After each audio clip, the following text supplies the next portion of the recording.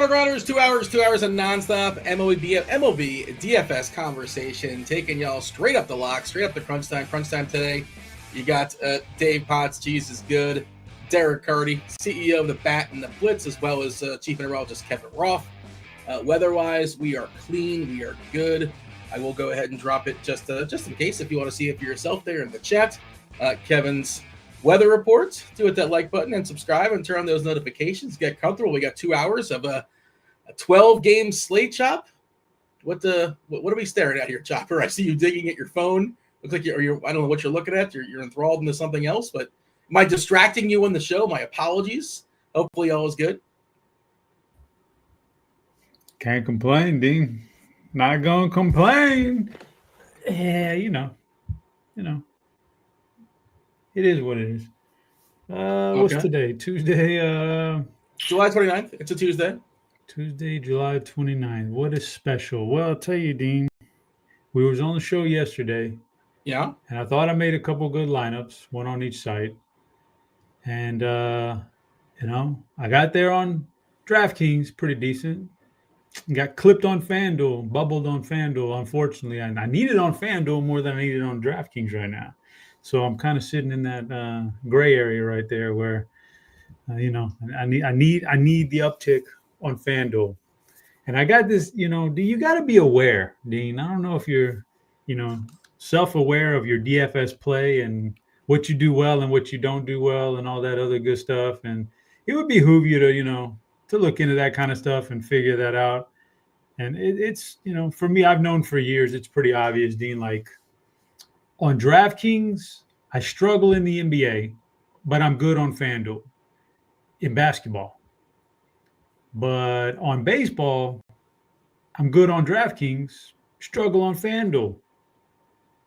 And try to figure out why, Dean. Well, I mean, I know why. It's because I got one answer if you don't mind me interrupting you. No, go ahead, Dean. I think you probably know. You've been in the game long enough. Well, for you, I know the way you play. You like to hand build typically. And for baseball, you're rewarded more to roll out stacks. Like you're more encouraged based upon the scoring system on FanDuel to have 4-4s. It's still correlation's important on DK, but a little bit less important on DK. So that's my thought is like maybe you're not running 4-4s, you're not running 4. You're still doing 2-2, 2-2, and not to say that I can't get there, but that's the first place my brain went. But I'm not sure if that's correct or not. I don't know. Maybe it's a good theory, but that's not what I think it is. Okay. What I'm pretty sure I think it is, Dean, is that in the NBA on DraftKings, let's face it, the way it's set up, it's basically positionless. Like there's so many, everybody's got so many multiple this and that. On FanDuel, here you go, boom. You got to have these 2 point guards. You got to have 2 shooting guards. You got to it's very structured. It's the flip in baseball. In baseball on DraftKings, here's a catcher. Got to have a first baseman. Very few of these guys are double eligible, and if they are, it's only 2 positions, and it's very few of them. On FanDuel, it's a free for all. Positions do not matter. There's guys who are eligible at 4 positions. Everybody's double eligible at least. So there's no structure. I need the structure, Dean. I need the structure, and I know this in my DFS play, and I'm very aware of that. So it's just one of those things. But I can't quit. I can't quit now. I gotta get juice up for football. I gotta have a little bankroll builder for football. So I need to hit a fan. So if you don't mind building me a good FanDuel tonight, I appreciate it, Dean. When I do this show, I like to focus on just one site.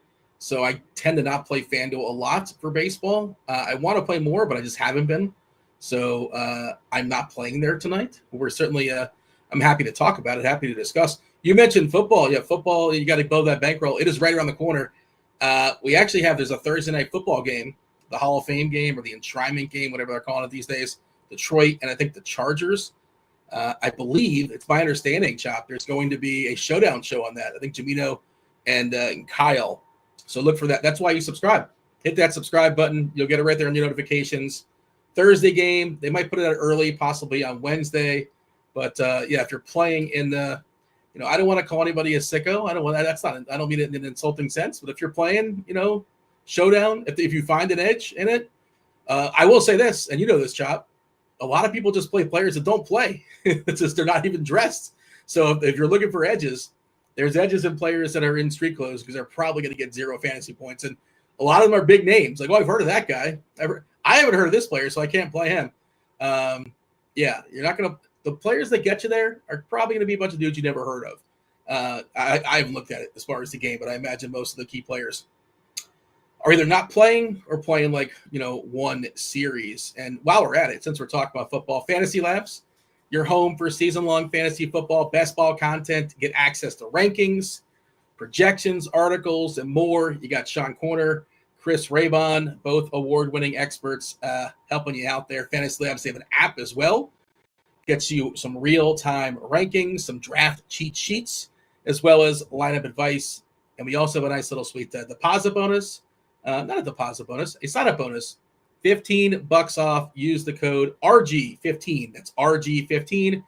$15 off there at Fantasy Labs. Oh, Chop, it's a Television Tuesday, as you see in the bottom of the screen. It's scrolling right now. Our first clue is honest. And I was, if I'm going to be honest, I was tilting yesterday when somebody banked our Movie Monday and won. So, made it a little bit tougher. I don't think anybody's getting it in one. If somebody gets it in one, I don't want to make any empty threats, but Your Honor. It's a good guess, Chop. It's not Your Honor. What a disappointing show. Really good opener. Really good first episode, good premise, and just completely fell off the rails.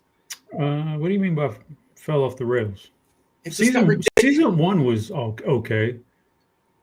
Season 1 was good, and I think the problem was it wasn't supposed to be a show that would have a second season, and it was too popular. And they said, "Well, we got to come up with something," and whatever they came up with was a big old mess. And but I would recommend watching the first season, but I guess just walk away afterwards. It wasn't a total which you could waste of time. You could walk away, and the series would be basically over with. Yeah, you'd be fine with it. You didn't need to go past that as a viewer, but yeah. Yeah, and Bryan Cranston obviously is spectacular. It was good seeing him again, but the second season was not for me. What they're speculating on what today's stack tiers is. I was thinking about it for a second. It is, I don't know if you know this, Choppy, you're celebrating. It's National Wing Day. I was considering it. I don't have a lot of hot takes when it comes to wings, except for I don't like hot wings. I guess it's a hot take. I'm not sure. But so I went away from that. I went with something else that's way off the board you can't predict. But it'll be a fun tier board later on. Again, get in that Discord channel, RotoGrinders.com/Discord live stream chat. Get yourself a week free of RG Premium.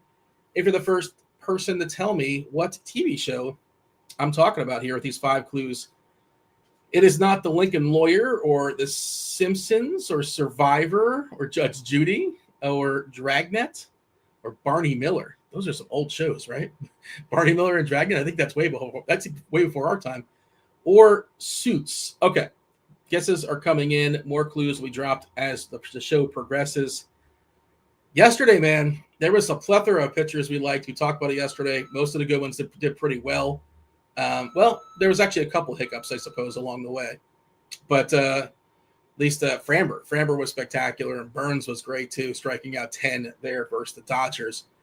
Today, it's just like there's like 5 or 6 good pitchers that I like. None of them are perfect. None of them I feel like I absolutely have to have, Chop. Offenses don't look spectacular to me today either. I guess the best environment would be in Sacramento. Sacramento failed us yesterday where the Athletics are taking on the Mariners.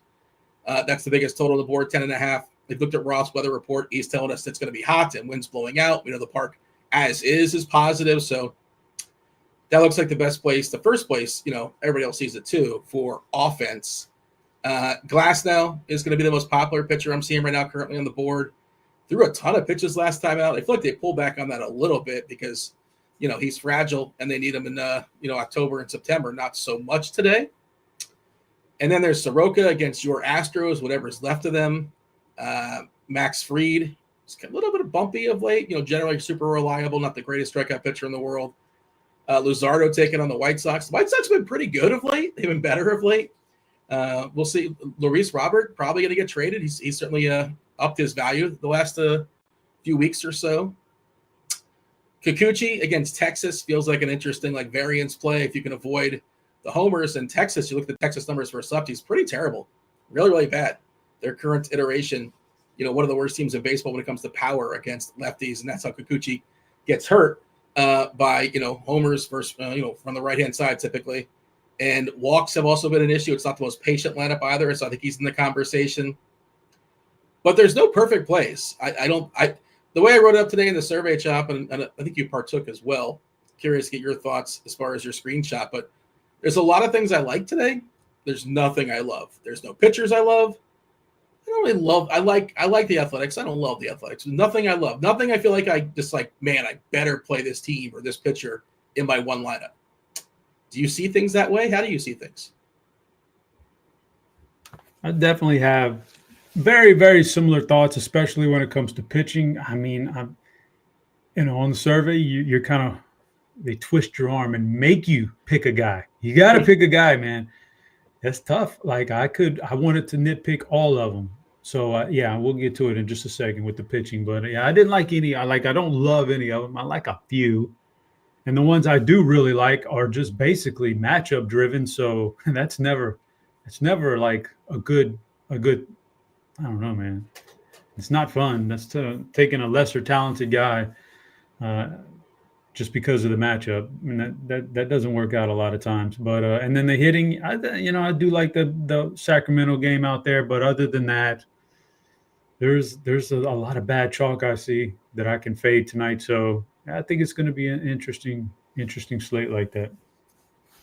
Yeah, we'll dive in here in just a second as far as giving some of our favorite pitchers. After pitchers, of course, we'll talk about every single team. We'll throw them in the tiers 1 through 5. We'll be talking about that in about 15 minutes or so, depending on how long pitching takes us. Weather-wise, again, precipitation, we're clean. It is hot once again in many spots. 95 in Yankee Stadium. We get the fire emoji, wind blowing out, weather edge. Weather edge likes it a good bit. A bump in homers at 22% and a sample size of 45 previous games with similar weather. It's hot in Cincinnati. Already we like the dimensions there in Cincinnati for homers. We've seen a bump in homers at 7%, bump in runs at 8%. Other temperature things, it's going to be hot in Chicago. Although, Weather Edge basically says it's pretty neutral otherwise because the wind is blowing in a little bit for the White Sox. Kansas City going to be scorching in the 90s. The Royals against the Braves. The Braves just desperate for arms. Like all their players are. It's just a terrible season for Atlanta. They traded for Eric Fetty just to eat some innings, and they're throwing him out there against the Royals. We had Sal Perez leave yesterday's game with he was hit by a pitch, but he's back. He's in the lineup today. I thought we would get 2K MJ Melendez, so I was kind of hoping for, but he's been terrible this year, but I was kind of hoping to get him. He's not in the Kansas City lineup, but again, it's going to be hot once again in KC.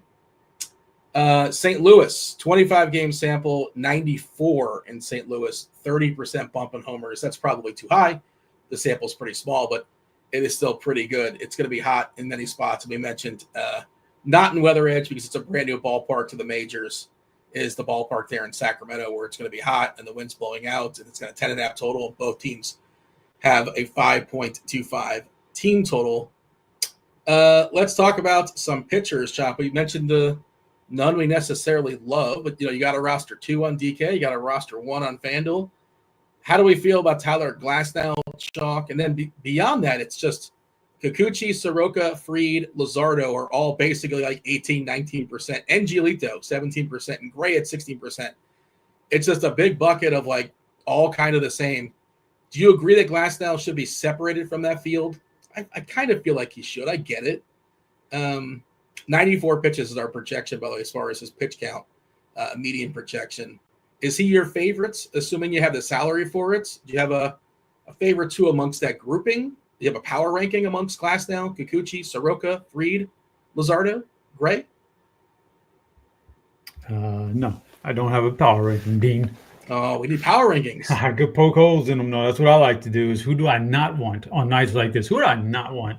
Then who's still standing? Yeah, I think when I start to look at Glasnow, man, yeah, talent-wise, even the matchup itself, yeah, Glasnow stands out above everybody. But then there's this volatility with him and his, pitch count, the weather. There's a lot there that makes me not want to like Glasnow. So what do I do with that? I don't know. So it's, I poked a hole in that one, man, even though he's probably the number 1 guy on the board. I get it. Fried might be fried. I don't know. Like, he's had some poor outings lately. Like, I know he's got a high floor typically. He's consistent, but he has struggled lately, and we got the rough weather out there in New York too. But the matchup against Tampa really isn't that bad right now. So kind of like him, but he's more expensive. But I poke holes in that one, and of course, then there's Sonny Gray. Like, Sonny Gray. Correct me if I'm wrong here. I did not go to look this up pre-show because it's just happens organically. Sometimes it just hits me. But like, it feels like we talk about Sonny Gray and we do the same thing every year for the last 4 or 5 years. Boy, Sonny Gray looks good. What a great pickup. What a great addition to this team. He's so good. He's so in the first half of the year. And then steadily starts to get worse and worse, man, throughout the course of a year and wears down. And then he has these long second half lulls where he's just terrible. And like, he was really good the first half of the year for this team. Now he's kind of starting to hit a little bit of a wall, and so I don't know if I want Sonny Gray either against your Miami Marlins, who happen to be pretty damn pesky, man. I'm not going to lie to you. Like, I never taken pitchers against them hasn't been all that profitable this year. So they got good things going on. But, then the other guys, I think I'll throw Luzardo in that tier of those guys because I think everybody else we're going to talk about is a tier down. Luzardo is probably my favorite in that tier against the White Sox, man. But that is a volatile kid right there too, man. Like, you can get burned with him. But I think that's my favorite out of those guys based on. And I know this team has been really good out of the All-Star break, the White Sox. But yeah, I'm going to bank on his strikeout ability, his arm talent, and I think the matchup is as good as any of the other matchups. So I think I'm gonna roll Luzardo as my number one in that tier one. I think that might be who I would play if I was gonna force to take one. But hey, man, it might be a night. I haven't built my 2 starting pitcher lineup on DraftKings yet, but it might be a night where you can get away with cheap pitching, period, and don't even worry about one stud or ace. It might be. I don't know. I'm curious to hear about the cheap pitchers you're interested in because I'm going to be getting 2 of these guys, but I think I'm going to kind of build backwards and try to kind of get my hitters that I want and see which 2 pitchers amongst like the 6 that are acceptable fit, if that makes sense. I think that's the way I'm going to work it. We'll see. You mentioned Luzardo been kind of up and down of late, more down it seems like. He did that big game against Sam Fran, but that was in San Francisco. You mentioned Sonny Gray. Just an enigma, man. He just really, really hard to figure out. He's a hard person to like peg and say, well, this is the day he's going to be great. This is the day he's going to be terrible. You just never really, he's the old box of chocolates. You never really know. You want to guess? This is like just game log watching, and I'm kind of like framing this question. His last 2 starts, he faced Arizona and San Diego. I didn't even know this was possible. Again, I'm framing this. How many hits did he give up in the last 2 starts he had? It's a combined 8 1/3 innings. Just 2 starts. Usually you get the hook at some point if you're getting just absolutely shellacked. Sonny Gray? Yeah. I mean, listen, Dean, I think I played him 2 starts ago, and I think he gave up probably 15 hits in that game. I'd probably say 20 hits in the last 2 starts. 22, 11 and 11. Yeah, it's amazing. Yeah. Just getting hammered, just really, really beat up by both San Diego and Arizona. If you look at the Sierra, he's got one of the better Sierras on the slate. It says he's like been unlucky, 3.09 Sierra, the ERA at 4.33. His BABIP is 3.35, so his left on base is 67%. He's not the most unlucky pitcher on this slate, I don't think, because Sandy Alcantara is still pitching here, and Sandy Alcantara is left on base at 55%, which is pretty insane. I saw somebody in chat say this is a showcase game for him. Yeah, there's a chance this is his last start for the Marlins, but also there's a chance the Marlins realize they're going to sell him for like 70 cents in the dollar. And this guy won the Cy Young 3 years ago. I know he had an injury since then, but, maybe in their best interest to just kind of wait until the offseason, wait until next year and kind of build his value back up. Charlie Morton, by the way, probably his last start as a member of Baltimore. Somebody's going to be trading for him. He had a pretty decent start, at least in the box score, earlier today against Toronto. We're officially on Hug Watch, trying to see if there's any sort of trades that are lurking out there. We'll get that. You talked about this yesterday, Thursday, where the slate is really, really thin. So it'll mostly be just like trades going up there to the deadline. All right. Jacob Wilson, by the way, not going to be in the Athletics lineup today. He officially landed on the IL with his forearm. So of note there, no lineup just yet for them, but he's not going to be in it. You mentioned some cheap pitchers. I don't really. Who are the cheap pitchers? Manaea no longer is cheap. Who, by the way, is the biggest K rate in the slate, but that doesn't really count because it's only 12 innings or so. They overshot his price, as Dave said in the article today, and I agree too. And his pitch count's been kind of babied. I know it's a revenge game for him. I can't see myself paying that much for Manaea when you're begging for 5, maybe 6 innings, begging for it. You're probably not going to get 6, maybe you get 5. Glasnow, the second biggest guy as far as Ks, 31.7. Then Luzardo's next, and Gray, Boyle there versus the Yanks. I know there's no Judge, but there's still plenty of threatening bats there. The cheap pitchers you were alluding to, when we're saying cheap, is Kikuchi cheap? Is that cheap, or is that we're talking about somebody cheaper than that? No, I think 8K is a good, 8K is a good cheaper range. You're not going to get. Typically not going to get too much cheaper on DraftKings, and you can't get down into the 6s. It'd have to be a really an anomaly, a mess up in the pricing. So yeah, 8K Kikuchi, 8K against Texas, who, I mean, they've been playing much better, Dean, lately, and they've made strides in the standings.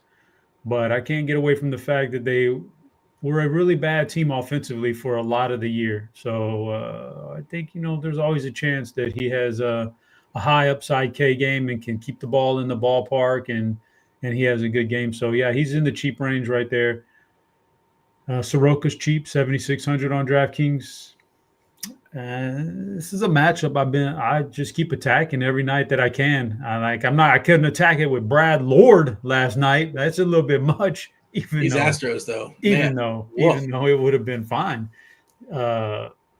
Soroka's been sneaky good when I looked at his number. I didn't think he had the K upside in him anymore, but apparently he does, man. 25.3% K rate this year, keeping everything in check with the XFIP and Sierra. This lineup is brutal, Dean. It's brutal. There's a bunch of AAA guys. It really is. That's what it is. They're getting slaughtered with injuries. AAA guys that chase a lot haven't got out of that because they're not experienced enough. So they're going to strike out a lot. Now it's weird that Vegas is assigning Houston such a high team total here, considering the offense, and I think there is at some point the offense will snap out of it and have a good game. I just don't know if it's going to happen tonight. That's, I kind of think the whole thing where their due comes into play at some point with these teams like that. So I don't know. We'll see. But Soroka's in play at 76 for sure. Giolito's probably in play. Minnesota, not good. Just not good offensively, man. And I'm going to go and give you there's other guys too that were, you talked about Alcantara. Lodolo, I think, is he's been awesome of late. And just like last night, when Burns was in play against this lineup, just because he could strike guys out, Lodolo's in play against this lineup too, because he's been good. And the Dodgers might not be as good right now as we think offensively. But the one guy I'll throw out there, Dean, this is a tough roster right here. This is a tough guy to roster. But Justin Verlander, yes, he's old. I know, man. But this Pittsburgh lineup is bad. We talked about last night, the ballpark. You almost got away with it last night with a much lesser pitcher than Verlander. He's actually been decent in a couple of these last few starts. He's been decent enough. And, man, he's chasing these wins, and he's not going to stop till he gets like a certain amount of wins in his career to pad the record book or, his stats. So he's trying, he's chasing. They're going to give him every opportunity to work through 5 with a lead. So you got that going for you. There's a chance here, Verlander. He can get 5 or 6 innings and strike some guys out. It's a good ballpark. It's a bad lineup. He's super cheap. And I just don't know the opportunity cost up top. I don't know if there's very much opportunity cost. He's 7-2. Like, he's not super cheap. He should be cheap. 6K. Let me see. Not for what he's done. He should be cheaper than 7-2. Of the 14 pitchers that I have that I think are viable tonight, he's the cheapest one. Well, I mean, that says, I think, more about the guys around him. Possibly. Exactly. Opportunity cost. Exactly. I'm not like fading a big time pitcher that's almost getting like there. I don't think there are any big time pitchers. I think everybody is like on level playing ground tonight. I mean, Glasnow could strike out 9. We wouldn't be surprised, right? Sure. You know, he can do that. Okay. Yeah, for sure. I just thought my thing is it's just not that much more. It's 7.2 for Verlander, 8K for Kikuchi. No, that's what I'm saying. That's my point is that I'm gonna go. I'd rather go Soroka at 7.6 over him, and then he probably won't. Verlander won't make. I'm just spitting the name out there because I think it's viable. And if you want to go one big player, then I think you could go Verlander as your SP2. If you want to go 2 cheap ones, Soroka or Kikuchi or I think Verlander could be in play. I don't know. Maybe Alcantara just turns it back tonight and says, you know what? Yeah, I keep saying that, but trade me. Here comes I'm going to give you 8 solid innings to up my trade value. Here you go. Thank you, Miami. Thank you for all your help. He's been so terrible this year. He is coming off a good start. He was very good against San Diego his last time at home. But the K's still aren't there. Like the most strikeouts he's had in his last 6 starts is 4. He kept getting 4, but like he's another guy that shouldn't be 7.5. He's living off his reputation as a historical name. He should be somewhere in the 6s, like his ERA. Second clue for Television Tuesday. Let's go ahead and drop it in the scroll. First one is honest. Second one is fall. Honest and fall. That is our first 2 clues. They will get easier, I promise. All right. Let's see. Some lineups dropping on through for us. Anything else of note? Not really. Other pitchers that we want to stress on. But I did kind of go through it. I thought it was worth noting. You were talking about Soroka. It's basically all righties. That's what Houston has. A bunch of righties. A lot of guys that are, got promoted due to injuries, right? Like Wickholm and Melton. Taylor Trammell is kind of a quad A guy. Like he's been up and down in his whole career, it seems like. So many strikeouts, 27.1% strikeouts collectively. Soroka, not a big split as far as his Ks this year, 24-25% lefty-righty. But the ISO at 90 versus righties, the WOBA at 252, that's both really much very positive. And I think we're looking at, is it 6 or 7 righties? The only lefties are Melton and Trammell, who, small samples, but mega strikeout risks. I do like Soroka a good bit. He seems too cheap. The Braves can use Soroka these days, right? Remember, he was once upon a time on Atlanta, and then he had a pretty severe injury. I saw somebody mention Ray in chat. Revenge game for Colin Ray. He's sort of fine-ish, right? I'm not going to say you can't play him, but he's just kind of in that mix. I would probably play him ahead of Verlander, I guess, but I would just play Soroka, and I know that's what the field's going to do too. But is there anything else we should stress? Anybody else we should mention? We didn't mention Seth Lugo. He just signed a nice big fat contract. He's been very good this year, like for results. I don't know if I ever really roster Seth Lugo. He's just perfectly fine. He's that pitcher I don't really want to pick on. I don't really want to roster. The ERA is less than 3. The Ks are okay at 22%, but not electric. Protected by that ballpark. A little hotter there today. Am I being disrespectful to Seth Lugo to not mention him? You didn't mention him either. He's fine-ish. No, I mean he's one of the 14 viable options I think on the slate, but I'm not going to roster Seth Lugo tonight, even though Atlanta can have struggles on offense. I don't think it's there. Quinn Priester. I would actually probably rather roster Quinn Priester than Colin Ray in that game. So I think Colin Ray actually gets. Haven't seen the Milwaukee lineup, I don't think yet.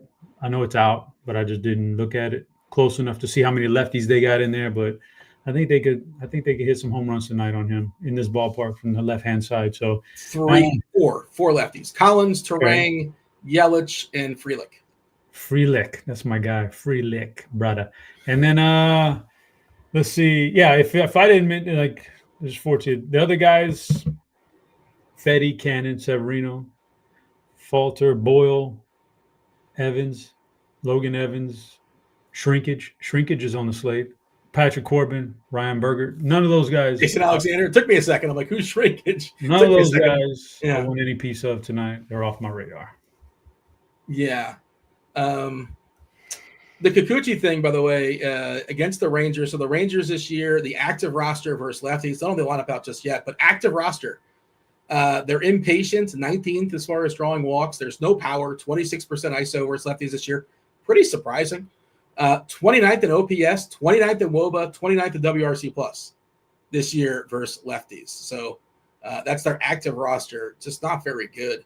And they the names suggest it should be better, but the numbers are the numbers, and they have not been very good collectively. We should move on. Here. Who's that thing? Who'd you say?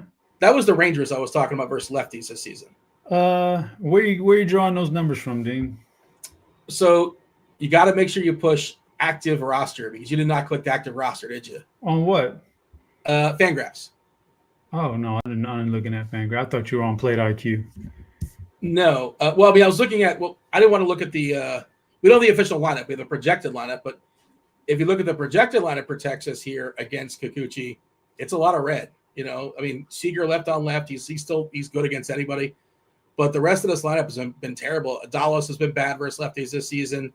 Young's been all right. Langford's been all right, but like Higashioka, disaster. If you get Ezekiel Duran, which that's the hope, because he's been just horrendous this season against lefties. No power, lots of strikeouts, no patience. One walk in 43 at bats, 46% Ks.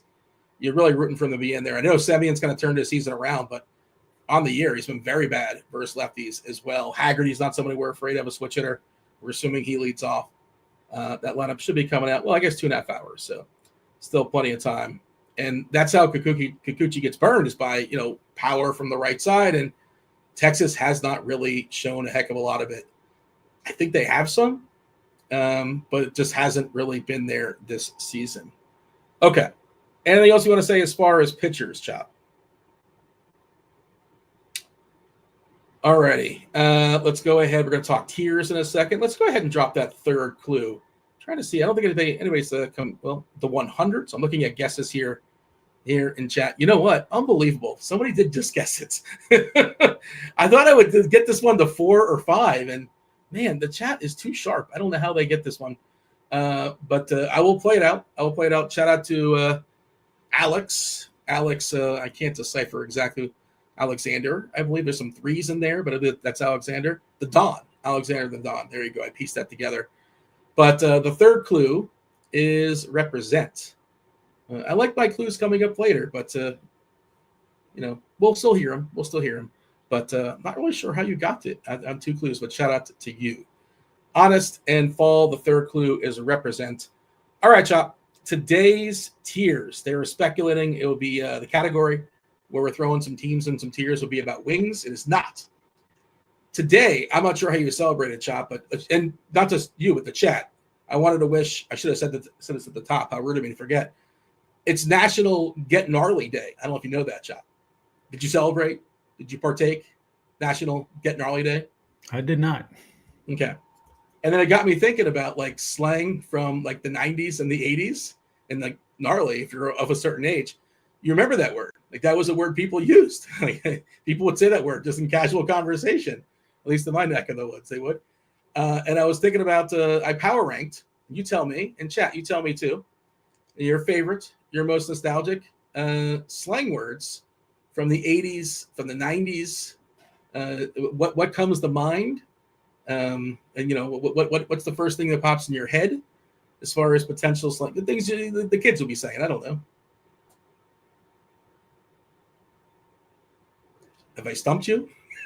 You talking to me? I thought you were talking to the chat. Well, no, the chat's not going to answer me back. They're going to type, but like that's just a one-sided conversation. Usually, like how yesterday you presented what your categories were, and I said, "Oh, you know what I would have on the board is X, Y, and Z." And slang from the. Yeah. I don't know, Dean. Here's what the only thing I can think of, Dean. The only thing that's coming to my mind, this will always be stuck in my mind. Was I was around, Dean. I was there when you started referring to your buddy or your people as a dog, that's my dog. You created that? No, I was, but I was alive during that time, right? It wasn't a thing, and then it was a thing, right? And I was alive when it wasn't a thing, and then it became a thing. And I remember that, and I was young, and I was like, "Oh, that's cool, man." Everybody's calling each other dog at school, you know. And I remember specifically one day, my dad was talking to me. My dad was saying something, yelling at me. I don't know what was going on, and I referred to him as a dog. Okay, dog, chill out. And they didn't know. Nobody knew that this was a thing, right? And this was not this was not a negative term. This was just a thing. Well, he almost knocked my teeth down my throat. I'm not gonna lie to you, Dean. The last time you called him dog, and that was it for that one. But yeah, that's the only thing that I got you was dog. Dog was really good back in the day. The chat's doing a really good job, by the way. Well, Groovy, I think, is the 70s, if I'm not mistaken. I see Groovy popping up here. Now, I wasn't necessarily going with phrases, but off the hook was a phrase you would hear. Eat my shorts was a phrase you would hear as well. No duh. Psych. I forgot about psych. Remember psych? That was the thing people did. The chat's doing a much better job than I did, I think. Word was thrown out a couple times. Word. Off the hook. Whack. I didn't get the whack either, but that was another one that you would hear, certainly. So Mr. Irrelevant is saying Jean. That's Philadelphia specific, right? I'm not sure. Tell me if I'm saying that right. I'm not sure if I am or not, but my understanding is it's yawn. Is it yawn? And I think did I blow it? And that's way too. That's like just a regional thing. That's recent, and that's very recent, I think. Yeah, I think that's just like, I don't think that's gone away, but I'm not the guy to ask for that, and I might have mispronounced that. My apologies if I did. Dope being thrown out by producer Steve. Yeah, what up, homie? That's a phrase. Oh, I got one, Dean. I use I still use it to this day. Chilling like a villain, and then we added to Bob it. Dylan or Mob Dylan? Chilling like a villain on penicillin. You can add to it all the time. It's so good, man. All right. I think the chat might have done a better job than I did, to be honest. But here is my official board. Well, in honor of it's actually National Get Gnarly Day. I did put gnarly number 1. Got in the number 1 hole. Bogus. You've heard bogus before. Do people still say bogus? I guess on occasion you might hear it, but that feels like a 90s word to me. This is a very 90s word. Schwing. Remember Schwing? I mean, you think of one thing, right? Wayne's World. Does anybody say that anymore? But that used to be a thing that people used to say. Remember not? That wasn't on the board either. I forgot about. Remember not? You'd say something and then say, Borat discovered this many years ago. Wannabe. You would call people wannabes back in the day, like, oh, you're a wannabe. It's like, I don't think does anybody say that anymore? I don't think so. And then the last one, there was a couple Simpsons references. Cowabunga, very specific to the Simpsons. I think that's what you think of. You think of Bart Simpson when you hear Cow, but nobody says Cowabunga anymore, right? I think of the Ninja Turtles. Yeah, they said it too. I don't know who said it first.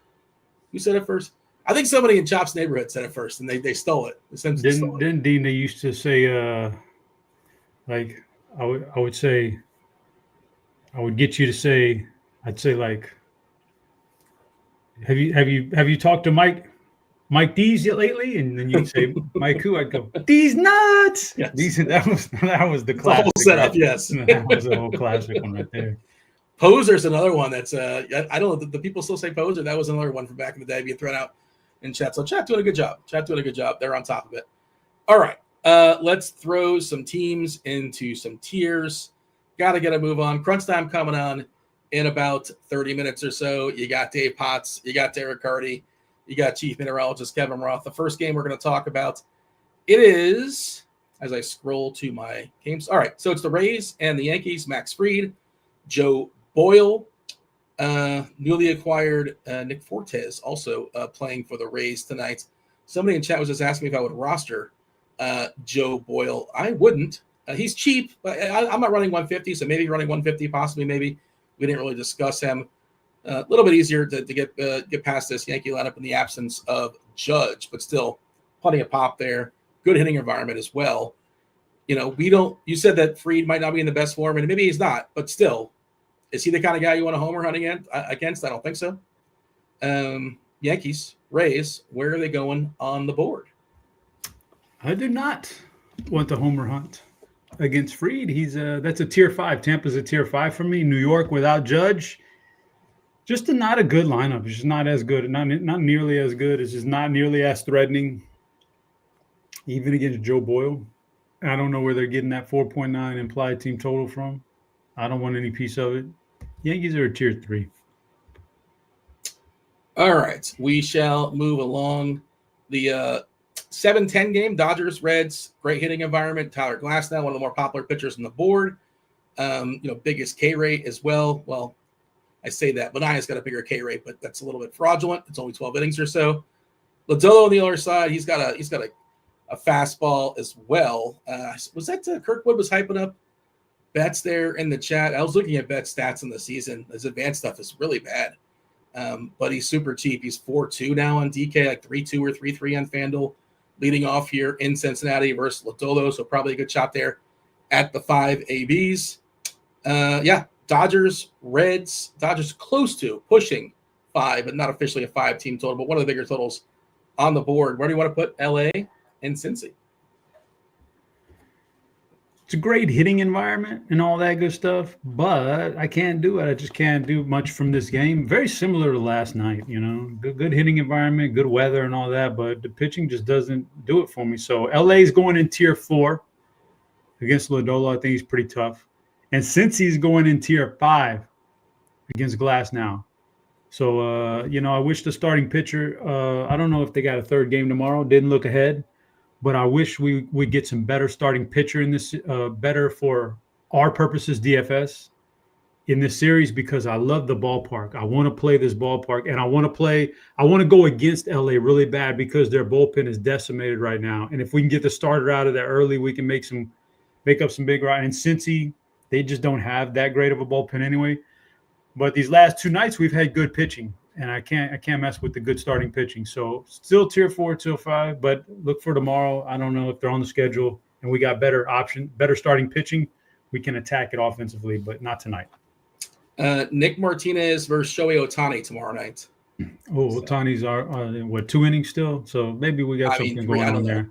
Not enough that we care, but yeah, the Dodgers are just like getting eaten up with injuries in the bullpen right now. So I think we can attack it if we think he's going to be out of there early. I don't know. Let's drop that 4th clue. We're still playing it out here. The 4th clue for Television Tuesday, 1, 2, 3, 4 is honest, fall, and represent. The 4th clue is ta-dum. That is your 4th clue. Cubs, Brewers, Quinn Priester versus Colin Ray. Cubs are slight dogs here. Brewers minus 126 favorites. You talked about potentially rostering some lefties here against Ray. I guess your best option would be Yelich. Andrew Vaughn's been pretty good, and he's still pretty cheap. Frelick. So you like Frelick? You like Frelick leading off here? Yeah, I do. I kind of do. Well, I mean, Yelich is the low-hanging fruit, but, you got to pay for it, too. Yeah, you got to pay for it and just to be different and to not have so much salary cap implications. This is the better offensive game that we've had out of the 3 so far. Chicago, they're just a good offense. It wouldn't surprise me one bit to see them go off. I'm just going to put them in a tier 3. I don't love this matchup. Like you got the whole – first of all, Dean, this is highly competitive. This is for the division lead. You want to win the game. So if there's any doubt, this is one of those games where, all right, if we're down by 2 runs later in the game, I'm still going to use my leverage arms out of the bullpen. I'm not going to – So I don't like that aspect of it. So I'm gonna keep Chicago in tier 3, even with that good offense. Milwaukee's a tier 2 team for me. I think we can stack left-handers with some power here, and I think we can do something here. I feel good about it. By the way, I see chat is guessing that it's Law and Order. That's a different sound. It's very distinct. A Law and Order is a different sound than the ta-dum. So you're on the wrong. We've already had a winner, but I like that you're still playing it out. I like you're still guessing, but it's not Law and Order. All right. So Boston, Minnesota, Pearson Ole, which Dave will be on later. He made a funny joke in his article today. He says to people where he's from Alabama.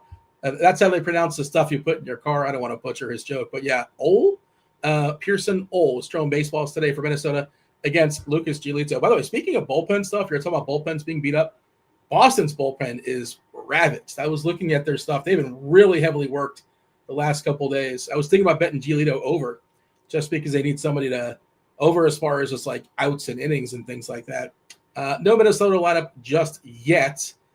By the way, the caution, I don't know if you saw it yesterday, but Minnesota is like more than other teams. They're very happy to throw in some pinch hitters. Like I think all the relevant Twins, not all of them, but like 2 or 3, maybe 4 of them yesterday got pinch hit for. That's just something to be aware of. And a lot of these guys, you know, they're not good enough to stick around, like Cody Clemens when lefties come in, Larnack as well. Wallner, I think, got pinch hit for. We'll see what that lineup is. We don't see it just yet. I assume it's going to be left-handed heavy. Also, Chapman is hurting for Boston. Not sure if he's available tonight or not. Yeah, where do you want to throw Boston and the Twins here against Pearson Ole? Well, Minnesota's a tier 3 team for me. Like I'd love to put them up higher, but they're just not good offensively. They're just not that good offensively. So, yeah, can't do it. I just can't go any higher than that. And as far as Boston's concerned, I kind of dig in this matchup. Boston's going to go in tier 1. I think we talked about last night. I forget what Wizenhunt last night was they're very similar profile kind of guys here. Not much of a fastball, not major league ready, and they rely on their changeup. This guy, Pearson Ole,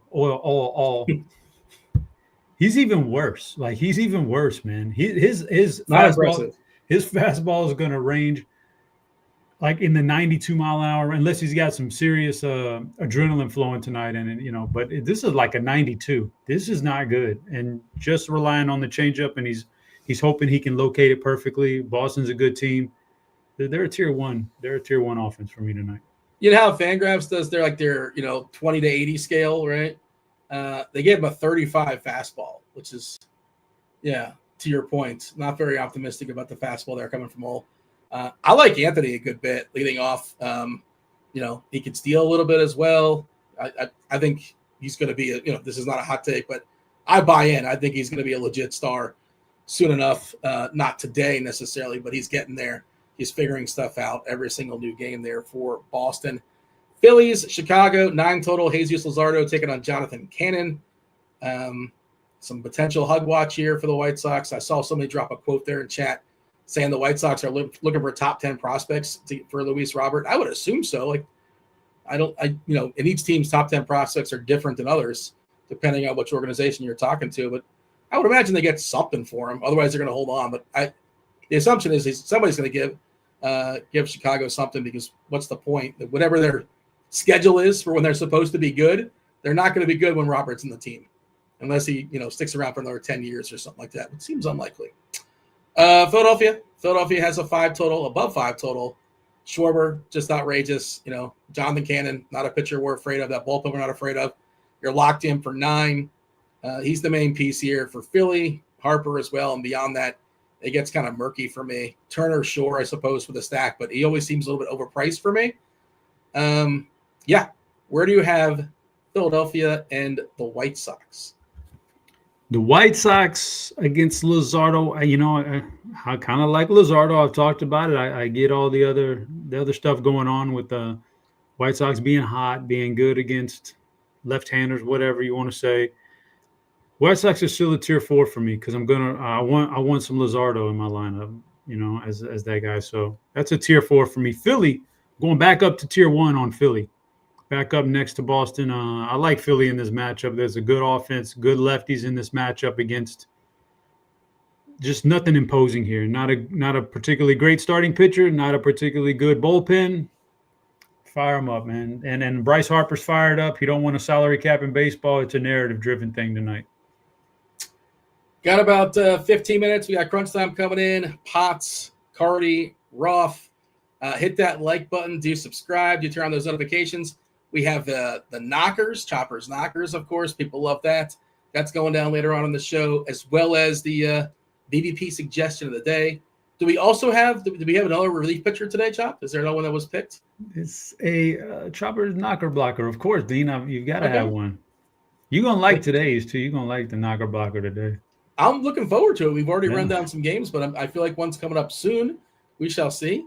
Eric Fetty traded to Atlanta. He's got the start tonight. He's got the ball here in Kansas City, 9.5 total. KC is the -132 favorite. Newly signed, newly extended Seth Lugo, his first start since his extension here against Atlanta. Ozuna's another guy that's potentially on the trade block. If you can get something for him, he's a pending free agent, almost definitely not coming back to Atlanta. Acuna, man, he had like a 470-foot homer last night, just an absolutely annihilated of baseball. And that might be the last one that Rich Hill ever gives up because Rich Hill got DFA'd. Somebody's got to pick up Rich Hill, got to give him a chance, right? He's still got something left in the tank. I don't know if you saw, but he got released today. It was a good run for his 14th organization, I believe. Yeah, Atlanta, Kansas City. Where are we throwing them here in the tiers? Yeah, I like Lugo. He's not bad. Atlanta can be gutless, so Atlanta's going to go in tier 4. It's probably a mistake. They probably deserve to be a little higher, but I'm going to give them tier 4 for Atlanta just because sometimes they do get real lackadaisical on offense. That's probably a bit low, though. I'm not going to lie. But I do these pre-show, and I'm not changing now. KC. Like, there's definitely going to be a lot of people that's going to put KC in tier 1. I'm not one of those guys, though. I'm putting them in tier 2 because I know how poor the offense can be. I think my one-off is Bobby Witt. If I got Bobby Witt, I think now Sal Perez has been hot, so you got that working for you. But otherwise, yeah, I'm not a big fan. And don't get me wrong, not a big fan of Fetty Wap. I think he stinks. He's pretty terrible. But KC's lineup outside of Bobby Witt just doesn't appeal to me. I just can't see myself pressing like 3 or 4 other names from that lineup. He's all right, but he's, Tortellini Tuesday? He's not all that. Yeah, I don't know. Vinny P, he's not exciting just yet. I don't know. He's kind of cheap, though. Kind of cheap. Okay. I mean, but, the Melendezes and all these guys seem like they're the same player. Right? Melendez is not in there. He's 2K and he's not in. Melendez, yeah, they all seem like the same type of player, and I don't really particularly find any of them any good. So Bobby Witt as a one-off is the guy otherwise, but I'll put him in tier 2 just because it's hard to get away from Eric Fetty and his team total. Yeah, and a good environment, at least for, obviously a terrible ballpark to hit baseball, send him out of the ballpark, but it is hot today. I don't mind Garcia as well, but I agree with you. Like Frazier, Fermin, Rave, Isbell is all pretty much nonsense. I just thought Melendez was interesting because he was straight 2K, and I think last year he had a lot of power last year. That reminds me, Dean. That reminds me what I was going to bring up. What's that? So you scratched Melendez was scratched, or he didn't make the starting. So you had to change your under the radar home run call of the day. I did. Okay, you changed your under the radar home run call of the day to Canzone. Now, is it an under the radar home run if 3 of the guys in the survey pick the same guy? He's no longer. I don't think he's no longer. I didn't realize that. That's amazing. I didn't realize that's. He's probably more of a chalk home run now.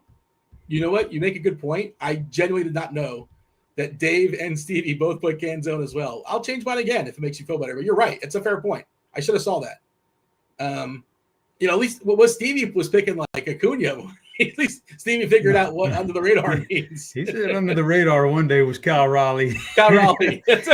43 home runs in the later. midst of a career year. But hey, good for Steve, man. He's bumping those stats up against the weaker teams. But you know what? That's funny you pointed that out. I didn't know that they both put Canzone as well. But I should be able to do better. I should do better. But yeah, originally my guy was Melendez. And I don't like to pick somebody that's super obvious, like to your point. Okay. We are moving on from Atlanta and Kansas City. The Marlins take on St. Louis. Yesterday we got a scratch of Kyle Stowers. He is back. He had the fish. He's back in the lineup. Sonny Gray, the Enigma himself. We don't know. Sandy Alcantara should be better, but like the numbers are the numbers, and the numbers have been horrendous. Troy Johnston getting the call up here for the Marlins. I think it's his MLB debut. I'm fairly certain he's cracked the lineup today. Okay, I don't think he's available in the pool as far as we know. You tell me here. Marlins, Cardinals. I kind of like Sonny Gray here, although he's been, like we said, an absolute disaster of late. There's Stowers and Agustin Ramirez, but besides that, I guess Jesus Sanchez is fine. He's another guy that might get traded for the record. Probably not today, but probably by Thursday. Yeah, so Miami's a tier 4, like you said. Sonny Gray struggled lately, but still, he's still good, you would think. So we'll put him in tier 4. St. Louis, Alcantara, what is he going to, is he going to be good? Is he going to be poor? What's going to happen here? I'm going to put St. Louis in tier 3, Dean, but I'll say this much. So if Miami has the lead or this is a close game, they could bring in a knocker blocker tonight. He could bring in a knocker blocker. Who's that? Out of the bullpen. 25-year-old right-hander Ronnie Henriquez coming out the bullpen for Miami to shut him down to preserve a win. 32% K rate this year. That's in line with, good relievers. It's the sweeper action against right-handers that I really, like from this guy. He's got that sweep. He throws it 42% of the time to right-handers. It breaks down and away to the righty. They chase a lot. It's resulted in a 224 batting average this year. I think he's probably their best arm in the bullpen, but definitely the right-handed, the guy that shuts down righties. So Ronnie Henriquez, the chopper, knocker, blocker today, if he happens to get in the game. We like that. He did blow a save on Sunday. You have a knack for picking guys that just blow saves. He did. Now, Dean, you have to understand, and I know you know the answer to this trivia, but there's been one guy in Major League history that's had X amount of opportunities. I think it's more than 20 opportunities to save games. That didn't blow a save the entire season. One guy that ever did it. Now you know the answer, Dean, because this might be like the greatest reliever season of all time, and in one season, greatest reliever run of all time. He did it over multiple seasons, but that one year was. Is he French? I don't know, but the name probably sounds a little French. Is it Eric Gagne? Yes, Gagne. He's the only guy that didn't. Like, everybody blows saves. Even the best of the best blow saves. So there's no shame in blowing a lead or blowing a save or blowing a hold, as you will if you're a 7th or 8th inning guy. But, yeah, it's part of the game. It's part of the business. You got to move on. Gagne was pretty spectacular. There was a window where he was pretty amazing. Blew his arm out, I think. Yeah, he didn't at some point. He didn't have longevity, but there was a window where he was incredible. Okay. Speaking of incredible, it's your Houston Astros taking on the Washington Nationals, 8.5 total. Mike Soroka has been good this year. This lineup is not great. The Houston Astros are rolling out Jason Alexander. You mentioned him earlier on in the show. I can't roster him despite this Washington team being not terribly threatening. I think a little mini, like an Abrams would, Garcia. It's not even the worst idea to extend it to Bell or Lau, one of those first basemen. They can bang one out, but I don't think anybody's playing Washington. Ballpark's not great either, but Alexander's not a player to fear. You tell me, though, where are we throwing the Nats and the Astros? No, it's ugly here. Houston's a tier 4. The lineup's just not good. I might think about attacking Soroka with a better lineup, but not this one. This is not good. So that's a tier 4. Washington's a tier 3. This is just a bad starting pitcher. It's just like, this guy should not be major league, but they've got so many injuries. They have to fill out the innings somehow right now until these guys get back. Reinforcements are on the way, Dean. Arrighetti, Javier, Luis Garcia are all throwing in the minors right now, getting ready. So reinforcements are on the way. Pena's coming back soon, right? Who? Pena from the hitting side. Oh yeah, Pena. Jordan's swinging the bat now. I mean, reinforcements are on the way, but I don't. Here's the weird. It's just weird to me that Houston, as of about an hour ago, at least 4.5 implied team total, where Washington was only at a 4. That's just bad. Yeah. Vegas knows best. I don't know if I can compete with that, but I got Washington in tier 3, Houston in tier 4. I will drop the 5th clue for Television Tuesday. Honest fall represent. Ta-dum. And the last clue, 52. 52 is the last clue. Yeah, I had it. I think I had it a couple clues ago. I just stopped guessing because somebody guessed it. But yeah, I think I had it, Dean. That just kind of solidifies it. 52. Yeah, I figured 52. If you didn't get it by 4, you're going to get it by 5. Somebody in the field would knock it out. Okay, so Texas and the Angels are 4 teams to go. Crunch time coming in about 10 minutes or so.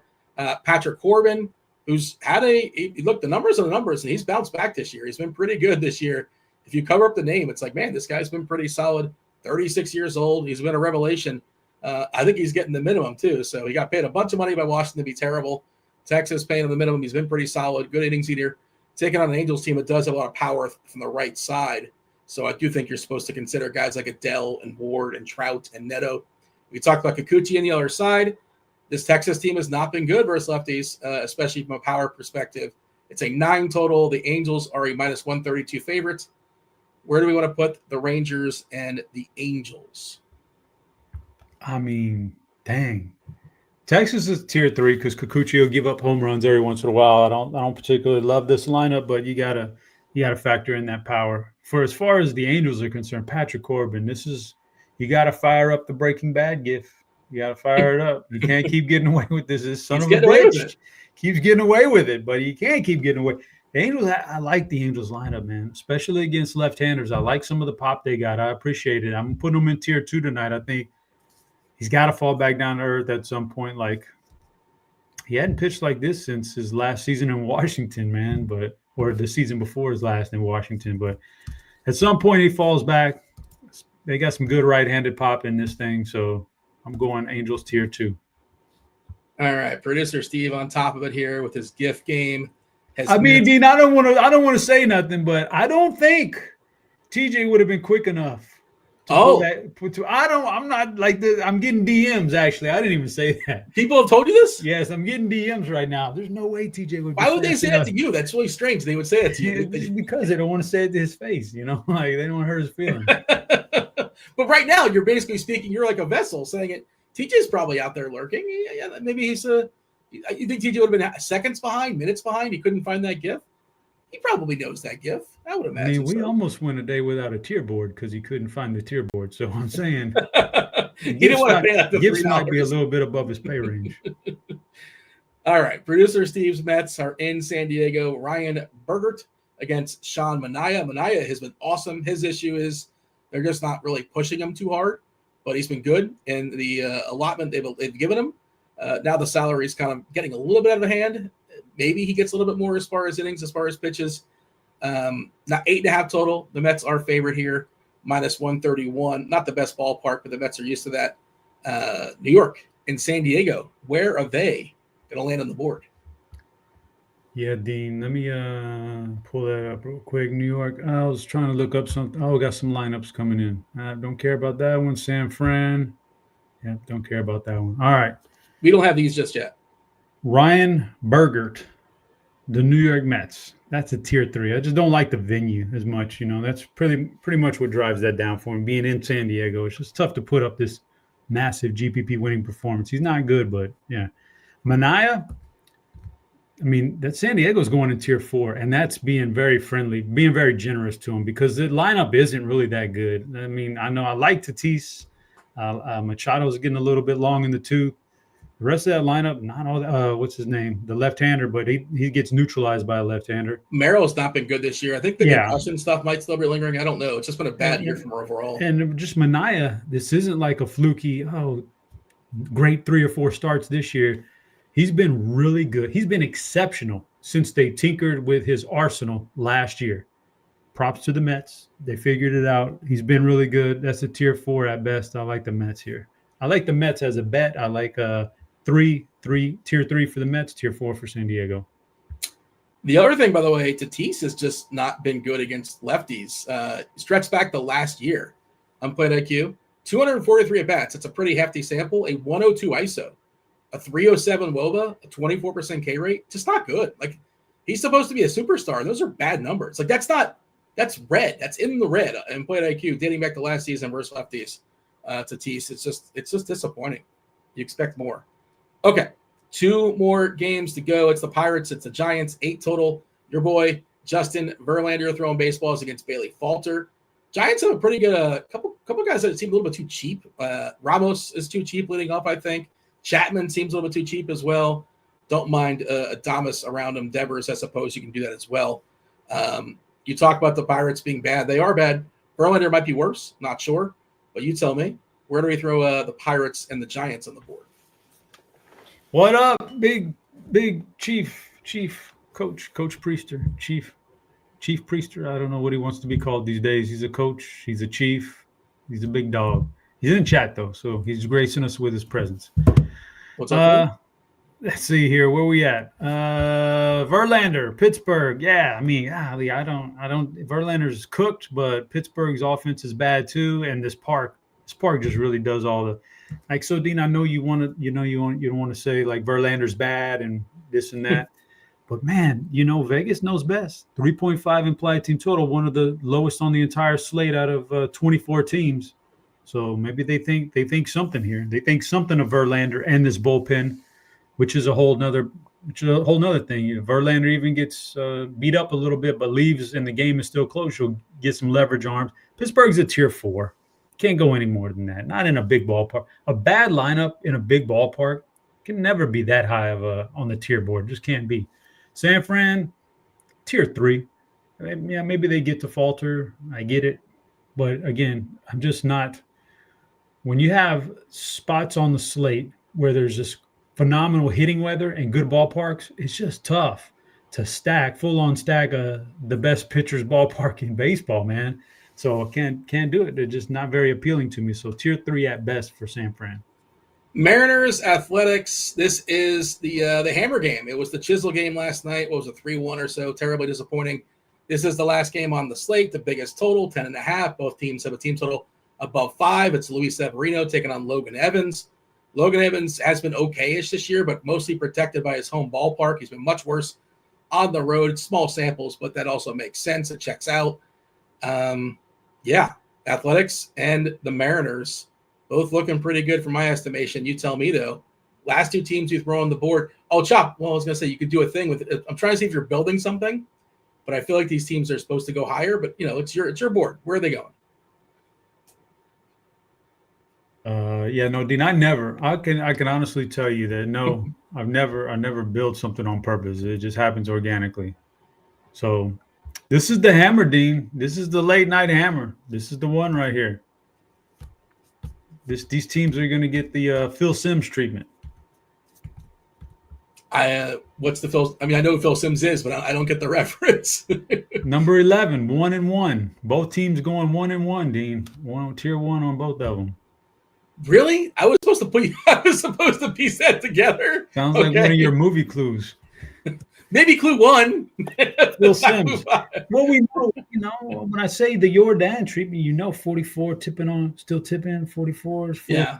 No, of course, that's my wheelhouse. Phil Simms. What if I'd have said the Messier? These teams are the Messier. Messier is 99, right? I thought he was 11.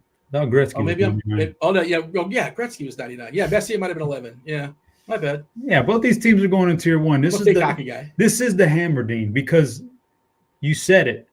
Logan Evans, he's not in Safeco anymore, brother. Now you're going to Sacramento, and this is a hitter's paradise right now. And Severino, the underlying metrics on him at home, brutal, like really bad. And he's even come out and said how much he hates pitching at home in this ballpark right now. So both pitchers are going to get a taste of this ballpark. The offenses can be pretty solid at times. I like it, man. I like it. I'm going double 1s on this one. So, Chop, question for you. Not Ichiro. Jeez. I don't know why Ichiro's – he went in the Hall of Fame the other day. He made a funny joke against the Marlins. Good for him. Yeah. Josh Naylor, Corbin Carroll, and Ohtani. Can you rank those guys in terms of stolen bases this season? Ohtani, Corbin Carroll, and Josh Naylor. I heard this on a podcast. This is obviously a tricky question. Yeah, unless I'm just, it's a reverse. So who's Corbin Carroll number 3, because you wouldn't have thrown him in there if he wasn't number 3. Naylor number 1. I think he got one the other night. I rostered him the other night and he got one, and then the other guy number 2. Naylor 1. Is that it? Naylor's got more than both of them. He's got 15 stolen bases in the season. He's got 4 stolen bases in 4 games with the Mariners. Did you say 15? He's got 15 stolen bases this year, Josh Naylor. 4 in 4 games with Seattle. Ohtani has got like 13 and Corbin's got like 13. The point is he's got more than both those guys on this season. So, you wouldn't think that Naylor has 15 stolen bases. You probably wouldn't guess that, but he's a sneaky fast on the base pass. That's what they say, I suppose. let's go ahead and recap the board. If you're joining us late, power ranked the categories. They were like 90s, 80s slang words, right? Because as everybody knows, everybody's been celebrating all day long. It is National Get Gnarly Day. All right, so in tier number 1, and Chop, you got those knockers and the BVP suggestion coming up as well right after I recap the board. Gnarly has Philadelphia, the Athletics, Seattle, and Boston. Bogus, that's Milwaukee, Kansas City, the Angels. Swing has the Yankees, Chicago, the Twins, St. Louis, Washington, Texas, the Mets, and San Fran. Wannabe is the Dodgers, the White Sox, the Marlins, the Braves, your Astros, the Padres, and the Pirates. And all the way at the bottom, Cowabunga, it's got Tampa Bay and Cincinnati. The people are clamoring. They've been hitting the like button all show. They want the knockers. They want the BEP suggestion. So give it to them, Chop. Yeah, so I have to preface this, Dean. A lot of my stuff is late night oriented, so I don't have all the lineups. So if somebody doesn't make the lineup, I do apologize, but it's not confirmed yet. But starting off with the BVP suggestion of the day, Dean. Going out just a suggestion. Yes, just a suggestion. I'm digging through that Angels lineup against Corbin because I think it's very relevant. I'm going Taylor Ward. There's a lot, there's a lot that stands out there, but Taylor Ward. Yeah, Taylor Ward against Corbin. A few at bats in the division here. They faced each other a little bit, and I don't know. Kind of going. That's the one I'm going with. There was a few options there. I had a backup plan too, but I'm not going to mention it. But Taylor Ward should make the lineup. So that's BVP suggestion today. The knockers, Dean. The knockers. Everybody's waiting for this one. Have you ever gone to a ball game, Dean? I have. And then I'm with you so far. And then you're checking the scores on your phone. You got your DFS lineup, and then you just yell out, "Jorge Naylor in the knockers!" Something like that. You just go, "What do I yell at?" Jorge Naylor knockers. Jorge Naylor. I don't think I've done that. No. Well, you would if you rostered Josh Naylor and Jorge Polanco as your choppers knockers, Dean. You would yell that out. That would be something that'd be on the tip of your tongue. Jorge Naylor. You love to Naylor the knockers. You got to Naylor the knockers. But why would you yell it at they don't have the home runs at the same time. I don't know. Why would you? No, because you're looking at your phone and maybe you scroll through, you saw Jorge Polanco hit a home run, and then and maybe Josh Naylor hit a home run, and you're like, oh, I got the Jorge Naylor knockers. I got them. Okay. Has this happened to you before? Because I can't I've been to a game and all of a sudden you're winning and you're like, yeah, you scream something crazy out. And it doesn't mean you have, maybe you got, oh, I got the Cal Raleigh Wood. I got Wood knockers. I got Raleigh Wood knockers, something like that. But, in this case, it's Jorge and it's Naylor because those are the Seattle guys I'm rolling with tonight. Wait, who's Wood? James, like if you just random James Wood, Cal Raleigh, so whatever. All right. I mean, well, there's still time. And the next time I go to a ball game, I'll be more aware of this. Maybe I've done it. I just haven't noticed. It just happened subconsciously. I will recap today's Television Tuesday.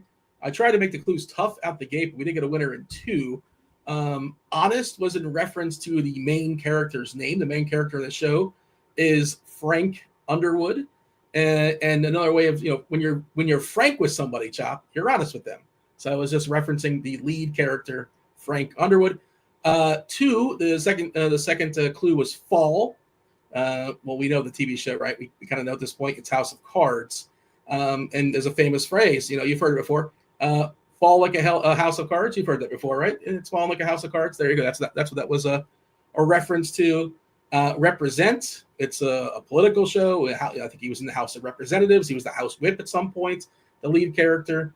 Tadum. I don't know if you know this little fun fact, but you know the noise when you play something on Netflix. You have the Netflix, right? And like the star of the show, Tadum. That supposedly, according to legend, comes from an episode of House of Cards. I think the season finale. I think the season 2 finale, the last episode, the last scene. That noise is made. And it was like the first TV show that mattered on Netflix, like 10, 12 years, original show they've actually had. They kind of built their brand around it out the gate. Obviously, they a much more, their content now, the original content's massive, but that was one of their first real shows that people paid attention to. But that's the origin of Tadum, is allegedly from an episode of House of Cards. And How many cards are in a deck? 52. 52 was the last clue. So there you go. House of Cards, today's Television Tuesday. We got Crunch Time coming in now. It's Dave Potts. It's Derek Carty. It's Kevin Roth. Crunch Time. Here we come. Fully assembled.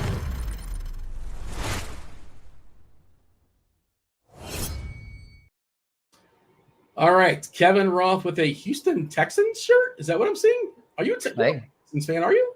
I mean, I live in Houston, so kinda. It's right around the corner. Just getting the people ready. Want to make sure they're signing up for all the RotoGrinders promos, Dean. I'm excited. Roth, do you have a favorite? I don't know if you saw our board today. 90s, 80s slang. What did we leave off? What did the kids say back in the day? I don't know. Did you see our board? You didn't see our board. Maybe you did. Is that when homie started? Because I still call everyone homie. Like, it's still. Just I feel to like this day. So I feel like homie. Probably. Yeah. I call like everyone, like random business people. I'm like, hey, homie, can you help me with it? That's my word for hey, man, just homie. Why is Cowabunga at the bottom of the list? It hasn't aged well. Like, who says Cowabunga anymore? It's just not relevant anymore. Well, I guess that's true, but I mean, it was good at the time. The Ninja Turtles say Cowabunga. They're like A-grade 90s anything. That is today's trivia question or today's poll question because I think of Bart Simpson first when I hear Cowabunga. You think of the Ninja Turtles, and so did Chop. I'm not sure. Dave, do you want to break the tie when you think of Cowabunga? And you think of it often, but when you do, I do think about. I think of the Turtles as well. Okay, so maybe that's just me. Maybe I'm in the minority in that. Am I missing a word on the board here, Dave? No, I just want to say gnarly is an awesome #1 pick. Like I have a couple of friends who, like, no joke, try really hard to bring that back at least once a year, and I hope one day it happens because that's a classic. Is the group text like popping today? Because I don't know if you know it. Maybe they know. It's what inspired this whole list, Dave. It's National Get Gnarly Day. I don't know if you know that. I'm not sure how you're celebrated. What does that mean? What am I supposed to do? I don't know. Do something gnarly. Go kayaking or something. I'm not sure what you're supposed to do, but maybe somebody celebrated in chat. But maybe I'm thrilled to hear that, and I don't know what to do with it. But let them know. I feel better. Chop, got anything else before you step aside and make way for crunch time? No. All right, there you go. Build up all the suspense for. All right. Well, we petered out. Crunch time coming in. You got 45 minutes of crunch time. You have Dave Potts. You have Derek Carty. You have Kevin Roth. Roth, take it away. Good stuff. As always, welcome to it, ladies and gents. You know the drill. Two of the gnarliest folks in the industry. Dave Potts, Cheeseisgood in the house. What up, Cheese? How are you? I'm good, man. Yeah, you did ruin my article, like, because there was not a single skosh of yellow in the morning report, and I was like, hey, not even. And now there's 2 green yellows. I feel like I need to rewrite the whole article. It's great. Don't. Yeah. I just figured, what if the 2% thing happens and it gets a delay, and they're like, you have to do it. Like you would get destroyed if that happened without your putting that yellow on there. It is basically all green, though, which is nice. So I'm excited. I have, barely looked at anything today, other than Sacramento. We like hitting their Cheese. Yeah, and we would like the hitting there, even if it wasn't warm or in that ballpark. So yeah, that's a good spot. What's the total there? Do we know off the top of our head? I can pull it up. I bet. We got Carty 10.5, but I don't know. We got Carty in the house as well. Let's see. It is 10.5. Give me the over. 10-mile-per-hour winds blowing out, almost 90 degrees. Give me the over. We got Derek Carty in the house as well. Eric says, is Carty a skateboarder? You seem too risk averse to. I don't know if that's true. You definitely were at some point, though, right? I played Tony Hawk Pro Skater, if that counts. Yes. It does. Yeah, it does. Okay, cool. Yeah, so I'm a skateboarder. Fantastic game, by the way. Carty, how are you? I'm doing well. Coming off a huge betting day yesterday, which is nice. Had a little bit of afternoon baseball today. We have a full slate tonight. Doing well. What did you do that made some big wins yesterday? Was it like a parlay, or you just hit all your individual bets, or what? In terms of stuff I post at Scores and Odds, it's just individual bets. You can parlay them however you want, but I hit Vlad Homer at plus 500, Gunnar Henderson walk at 230, another one at 210, a 160, a 155, a 145. It was just like a day where I won almost everything, and it was all plus money stuff. So it was a good day. Very nice. Good stuff. Well, we're going to try to run that back. We're going to try to win the people some money here in these DFS streets. Carty looks more like the water park slide daredevil. Can you confirm you a water park slide daredevil? Would you go head first? Sure. I mean, yeah, on some slides. What? All right, just checking. You daredevil, you wild I mean, man. not the one that goes like straight down for like 300 feet. You probably don't go head first on that, or you probably die. But but yeah, I like water slides. There you go. All right. We've got you pinned as the water park slide daredevil. All right. You wild man. Let's see.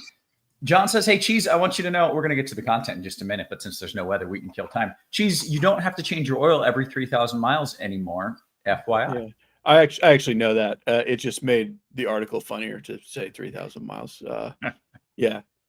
But I do when they change your oil and then they hit the reset button in your car, it comes back up at 3,000 miles. Even though I'm getting a synthetic and I have like 7,000 miles, it automatically starts yelling at me after 3,000 miles. And they should be able to change that. They can change that in old cars. Yeah, that annoys me every time that happens on mine. Now I have to like try to keep track of, when do I actually need to get this done? Anyways, hey, you know what we should do? We should talk about this slate. Cheese, why don't you lead us off with a little pitcher talk? So it's not a great pitching slate compared to what we've had kind of all the time. Like, I think I don't have a single Max Fried or Sonny Gray anywhere. And I'd say those might be the two best pitchers, like just skill set, real life best pitchers. But if I'm going to spend up, I'm playing Tyler Glass now. Give me the guy who might strike out 12 batters rather than the guy who you're just hoping does the real life thing. I do just want to say, and I said this in the article, I'm not concerned about Sonny Gray having the bad couple starts, but I am still concerned that like they just don't want him to pitch a lot of pitches. Like, so I just don't see why you bother with him. And then Max Fried is like, he's good. And I'm also not concerned that he's been kind of bad the last month, like real life bad. It looks a little wonky. He's still good. Like he's fine. But I don't think this is the kind of guy you need to pay $10K for. So I just want Tyler Glass now, mostly if I'm spinning up. Luzardo is basically like the new Robbie Ray. Like you just don't know it. He's had all these starts where he's like inches from just being great. And then he has the one inning where he walks two guys and home run. And it happens so often that like, I can't say that that's not just what's going to happen. And the White Sox are apparently unbeatable now. So Luzardo is my number 2, but I don't have much of him because I'm mostly going cheap. I think Michael Soroka is probably the chalky, cheap-ish guy, and that's who I'm playing. He really looks pretty good. Like there's nothing terribly fluky looking about his skills. I think he's a little too cheap. We still, like every day, who knows what this Houston team is? Like it's the weirdest good team of all time. Bad. That's what this Houston team is, and let's not pretend otherwise. Yeah, like they're still a good team to play against in DFS. Yeah. So I'm very much on board with Soroka. I think Glass now Soroka would be my cash game pairing if I were playing cash, and that even though that's probably the chalk is my highest owned tournament pairing. And then I'm going to Kikuchi and Giolito at about the same amount. I slightly prefer Kikuchi, but it's close. And then this is actually the day you could make a case to play Justin Verlander again. Like I've been so out on Verlander for 2 years, but like finally the price is down at home against Pittsburgh. Like almost anyone is viable for 7,200 in San Francisco, but against Pittsburgh, I don't have much of him because it's not that hard to get up to like Kikuchi and Soroka, which I prefer. But I do actually, as much as I am just anti Verlander in general, I think he's acceptable to pay. Yeah. And that's really all I have. Like there's nothing really else to say. I think Glasnow is the only guy who you might be scared not to have. And then that's it. I would like you to raise your hand if you are the gum bean who doesn't believe in BVP. Which one of you? There we got Carty. What's the gum bean? What is? We're gonna need a little more information on the gum bean part. Generally, though, Cheese, you are not a BVP truther simply because you don't think there's enough sample size. So yeah, and I don't know if Carty views it the same way we talk about BVP. It's not that I don't believe it's real. It's that I don't believe we can tell when it's real. So for predicting the future, projecting DFS purposes, it doesn't exist. That's different than saying it's not real. Like someone has BVP, but we don't know who it is from the data. Yeah. That is exactly it. A gum bean is a Hiberno-English term primarily used in Ireland to describe a shady, small-time businessman who is often seen as untrustworthy and likely involved in dubious dealings. It can also refer to the act. This came up while you were away, I think, Roth. I think maybe TJ was producing the show. And someone called me a gum bean and it sounded funny. And then I looked it up and I'm like, wow, that's actually kind of mean. And then Chad really jumped on it. So that's just a thing now. I'm impressed that this is an actual word. I was unaware that it actually kind of worked in this case. All right. Anyways, let's kick it over to the gum bean and discuss what you're thinking pitcher-wise. Are you at the top here? Glasnow, Soroka as well? Are those your two faves? They are. Fried, I like I like Fried too in that top tier. It's just he is expensive and like she said, he doesn't have like that raw stuff upside that Glasnow does. Thing that I keep getting hung up on is that Glasnow doesn't really have that raw stuff right now either. Like I'm curious, Cheese, are you not concerned at all that he's still striking guys out? But like his velo's down, his stuff plus is way down. His last start, it was finally like the highest it's been all year, but still nowhere near it's where it's been the last few years. Like, are you concerned that Glasnow's kind of broken? I know there's not a lot of options here, but that's just kind of the one thing that's giving me pause with him. I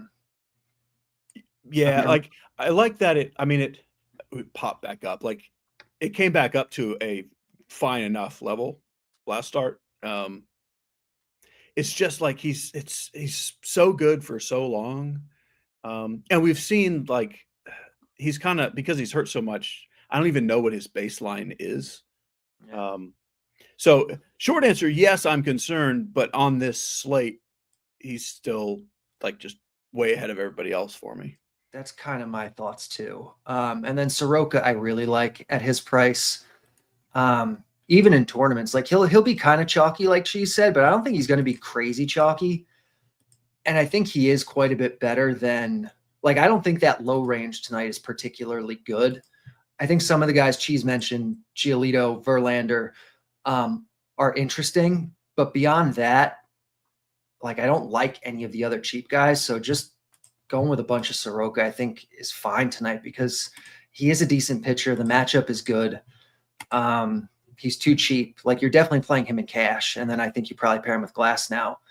And then in tournaments, you can take shots on Luzardo, on Giolito, on Verlander, Sean Manaea. I agree with Cheese that Verlander's interesting tonight because the matchup is good against Pittsburgh. He's in a good park. He's at home. It's only 62 degrees in San Francisco. Everywhere else is like 20 to 30 degrees hotter than that. Like that is going to help him. The price is down. So yeah, that's kind of where I see pitching. I think there's a lot of just stuff I'll pass on tonight at pitching. Yeah. Dean not putting Gumbean on the slang board. We'll have to maybe come up with I want that word to kick off the next board. Like I don't know what the category is, but I want to see Gumbean on the top of some board. Like old school words that no one uses anymore that are actually good words. Gumbean would be pretty high on that list, apparently. John pointing out, look, with all the issues that we might have with Glasnow being that maybe he doesn't have the stuff, he's only 9,200 now, which it's not like he's crazy expensive. I realize for the slate, that's kind of pricey. But yeah, there have been a lot of times in the last couple of years he's been 11K. Right. So that kind of puts it into perspective a little bit. Okay, let's flip it and talk about the bats and the stacks. Carty, you can lead us off there. I already mentioned my affinity towards Sacramento because it's hot and winds are blowing out. And it's a minor league park. Yeah. I don't see there being any like one chalky stack tonight. Like, I don't think anyone's going to run away with the ownership. So I don't think you have to get too weird. The teams I like the most at the top would be the Phillies, the Dodgers, and the Red Sox. And it seems like in particular, the Dodgers and the Red Sox like aren't going to be that popular. I think the Dodgers were like the D tier, whatever was egregiously above Cowabunga. I think that's where the Dodgers landed on the previous show's board, and I don't agree with that. I think Lodolo's a little overrated. They're getting a huge park upgrade. It's some of the best weather in that park tonight. It's super hot, and they're the Dodgers, and they're actually kind of reasonably priced and reasonably owned. So those are my three favorites. It's the kind of slate, though, where like the next 15 teams all project pretty similarly, and you can make a case for them. The other ones I'll kind of throw out, I think, especially point per dollar wise. I like KC. I like some of the White Sox stuff. And I mentioned, we kind of talked about like Glasnow's not really Glasnow right now. And even though you're playing him in cash and probably having some in tournaments, I don't mind Reds stacks against him. Yeah. And you mentioned like San Francisco is the only good weather spot for pitchers. Everywhere else, it's hot and humid and good hitting weather. So literally every other game also has good hitting weather, essentially. Cheese, what are we doing here stack wise? And also really quick, Gregory says, hey, what about FanDuel pitching? I forgot to ask. Is there any changes over there before we get into stacks again? It's pretty close. Freed is considerably cheaper than Glasnow there, so feel free to flip them in cash if you wanted to. But then Soroka's still the cheap guy you play. Yeah. Okay. Very good. How about stacks, Cheese? So the same basic thought that like I don't think ownership's really a thing. There's maybe like Bobby Witt and Bryce Harper are kind of popular, but like I don't think you need to plan your day around ownership. Phillies, Yankees, and A's are probably my three favorites. But there's a lot to like. I'm also fine with the Red Sox and the Dodgers, and then the Royals are a good cheap team outside of Witt. And then I am playing Giants stacks in that bad weather, bad ballpark. Just another cheap team against a obviously beatable pitcher. You can play almost everything because there's not a lot of good pitching. That means there's plenty of good hitting. And like you said, it's mostly good hitting weather. But for me, Yankees, Phillies, A's are my three favorites. Yeah. Okay. Very good. Guys, let's go around the horn, talk position by position. We still have plenty of time. Cheese, start us off with some catcher talk, please. Like every day, it's so good. Yeah. Cal Raleigh is amazing. You never have to spend $6,400 on anyone. But I think you should still play him. Will Smith is my favorite Dodgers bat, and he's like considerably cheaper than Raleigh. So I think I have more Will Smith than Cal Raleigh, but I love both those guys are fantastic. But you can go cheap too. Like Logan O'Hoppe is cheap. I don't mind Austin Wells at the bottom of the lineup. And then you've got mid-tier stuff like Sal Perez, Ben Rice, Shea, Real Muto. It's great. And I think you can actually do it last because every price tier, like if you are left with 6,000, great, play Raleigh. If you're left with 45, great, play Will Smith. If you only have 3,200, play Logan O'Hoppe. Yeah. Okay. Carty, your favorites? I agree. Catcher's great today. Raleigh and Smith are at the top. Smith is $2K cheaper. Like I think he's probably your cash play, your value play. But like she said, there's something at every price tier. I like Real Muto quite a bit tonight. I like O'Hoppe. I don't even mind going all the way down and playing Edgar Caro for 2.4K. There's so much good stuff at catcher that maybe you don't need to do that on a slate like this, but he does project really well for how cheap he is. I think White Sox stuff in general is just like really underpriced tonight, especially since there are times where Luzardo just implodes. Yeah. Okay. First base. Ohtani at the top, and he doesn't even project for that much ownership, which is crazy. Like I said, Dodgers are going to be kind of almost overlooked a little bit tonight. So I love Ohtani. I think Harper will be more popular. He's about 1,000 cheaper, and he's great too. You can certainly just save the money with Harper or play Ohtani in the outfield and Harper at first. Nick Kurtz in that A's game that you like so much, I think is really good tonight, especially if you're homer hunting. The mid to low tier, I don't like quite as much, but there is some stuff. Freeman in your Dodger stacks, I think is good. I think Vinny P in KC, I think that might be the best weather of the night or close to it. It's certainly the hottest. I like Vinny P for 3.9. I like Miguel Vargas for 3K if you need to save money. He's actually probably my favorite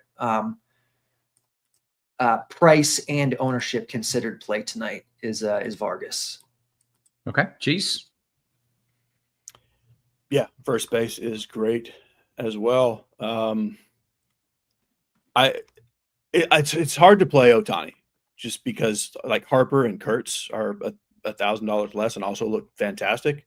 But with those three guys up top, and I think you could put Olsen and even Pete Alonso in there if you want. Like it's pretty great to spend up at first.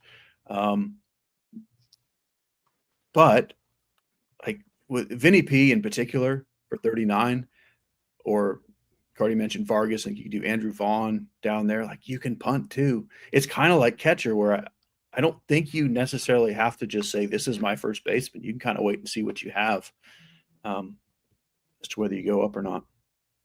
Second base. Well, Kevin, here we are at second base. You know, it's always the dead spot. It's so much worse today because it's such a great slate everywhere. But like, so I do like Jazz Chisholm, but like in the overall view of guys you spend up on, that's not the guy you want to spend up on. Like it's so bad that I think you're probably playing like Jonathan India in cash, maybe. Like it's so bad, but it's just what it is. Like there's nothing here. I think Louis Garcia, Polanco, and Cody Clemens are the guys I have some interest in for tournaments. And then I think you can full punt with Lennon Sosa. It's one of those days where like second is so bad. If you're not finding a way to get up to Chisholm, like just pay 2,200. And if you get a 0, you're probably totally fine. FanDuel is a little better because you can play Mookie at second. And you guys know I'm not a Mookie fan anymore, but he's finally priced down to where you can play him again. So that helps a little. But essentially, second is the just wait and play the cheapest guy you can or a guy in your stack if that guy fits. Yeah. Carty, what is your best of the worst tier at second? I kind of agree.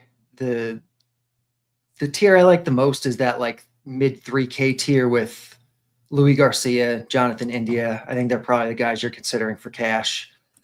I think Matt McLain is really interesting for tournaments because second base is so bad, but McLain actually has some talent.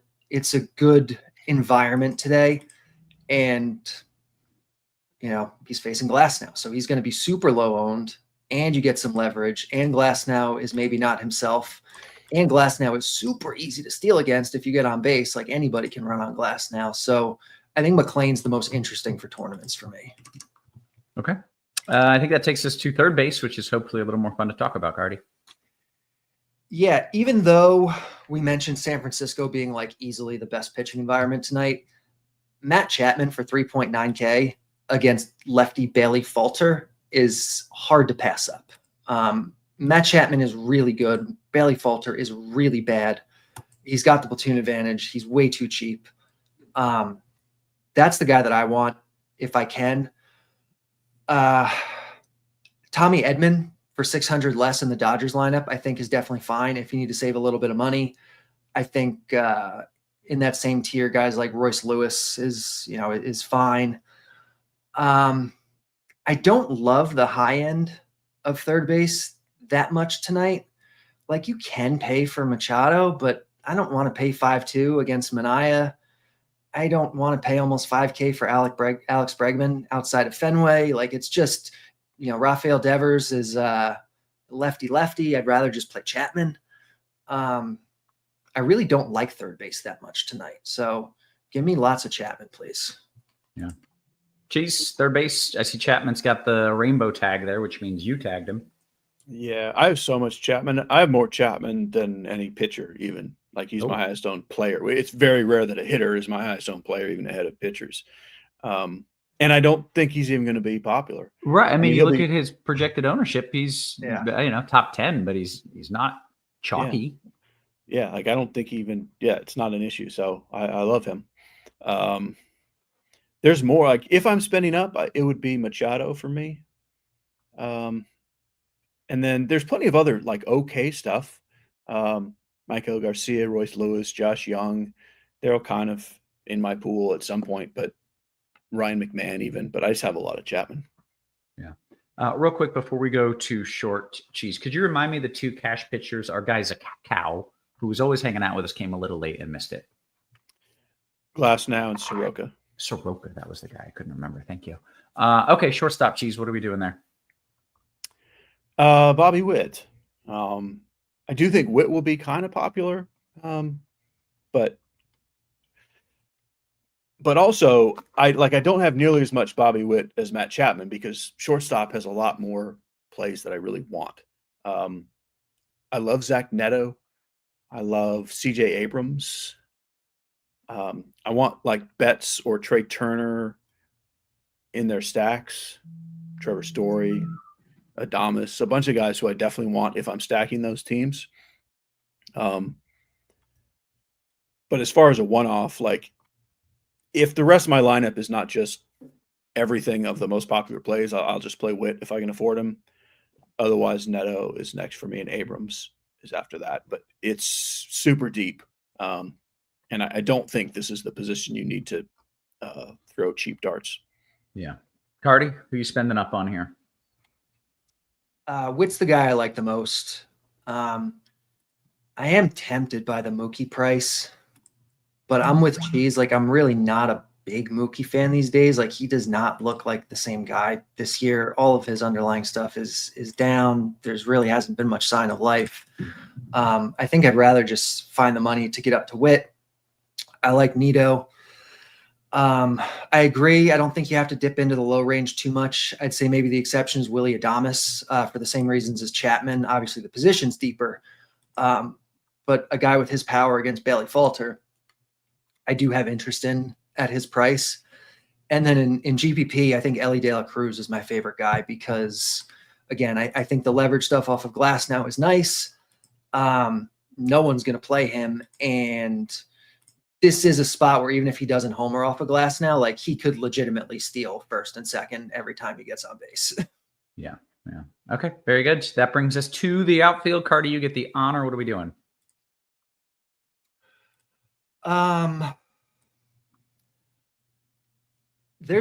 Obviously on a slate like this, there's a lot to like in the outfield.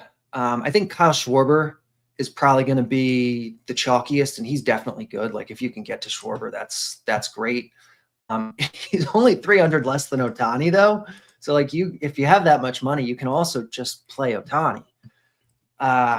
In terms of like saving a bit of money, I think Teoscar in the same lineup as Ohtani is really good tonight at 4-3. I like the Angel stuff quite a bit tonight. Like Mike Trout is considerably cheaper than Schwarber and Ohtani. And I don't think he's that much worse, and he's probably going to be lower owned. So I really like Trout tonight. I like Joe Adele in the same lineup a lot tonight. That like low to mid fours range, I just think is kind of loaded. You also have Jarren Duran there. You have Butler there. You have Taylor Ward there in the Angels lineup. Going down a little bit, I think Luis Robert at 3.5 is probably the most interesting of that next range. I don't think you really need to go below that tonight. There are other guys in that 3 range that are interesting, Michael Harris, Max Kepler, Heliot Ramos, but I don't think you need to go below like 3.5K tonight. Yeah. There's too much other good stuff to like. Carty, the chat pointing out, you were talking about who was it that was going to swipe some bags? Was it Ellie? And he said he could steal first and second every time. Well, yeah, I mean, like first, second, and third, like a dropped third strike kind of thing, and then he runs the first. And then okay, way to cover. Okay, yeah, that's totally what I meant. Yeah, you're getting called Gumbean again. So way to save it. Way to come up with the one scenario where that is kind of possible. All right, Cheese, what do you got here in the outfield? So yeah, my first thought is the same as what Carty closed with. Like last night, we were talking about all these 2K outfielders. Like that's not really the thing you need to do tonight. It's a different slate. So I don't have much below 3,500 outside of the full stacks, like playing like Raven Isbell in the Royal stacks. You can do Carlos Cortez in your A stack, but for the most part, the cheapest I'm going is that 3,500 range. Where he mentioned Robert, I've got Dominic Canzone in there as well. And then I do like Ramos just slightly ahead of that. As far as the mid-tier, Seager. I also like the Angels. No Seager we're just seeing, by the way. No Seager, no Heim. Cheese, just dropping that on you. Yeah, this is like the one night that's not a huge deal because shortstop is so deep, you weren't playing much of him anyway. True. Might make Kikuchi a little more interesting. That's what we need is a more interesting Kikuchi. Yeah. Yeah. So yeah, I like the Angels guys as well. I like the Oakland, the West Sacramentans, Butler and Soderstrom, and then on FanDuel, Rooker is cheap. FanDuel has like these 3 or 4 guys that are always just like they can't get their price raised no matter what. It's Jonathan Aranda, it's Brent Rooker, and Mike Trout. Like FanDuel just is stuck on those guys. So like Trout and Rooker are always underpriced there. I do like O'Neal Cruz. That's the one guy that I like against Verlander. Christian Yelich in that mid-tier. In general, I rarely like him, but this is the right kind of pitcher for him to do something against. And then up top, I think Schwarber is pretty good, somewhat chalky. I got a little James Wood as well. You mentioned Verlander. Who is Verlander pitching against today? The Pirates. Can we just stack them? Because isn't he old and shitty or no? Well, he is, but it's the Pirates in the one bad weather game in the one bad ballpark.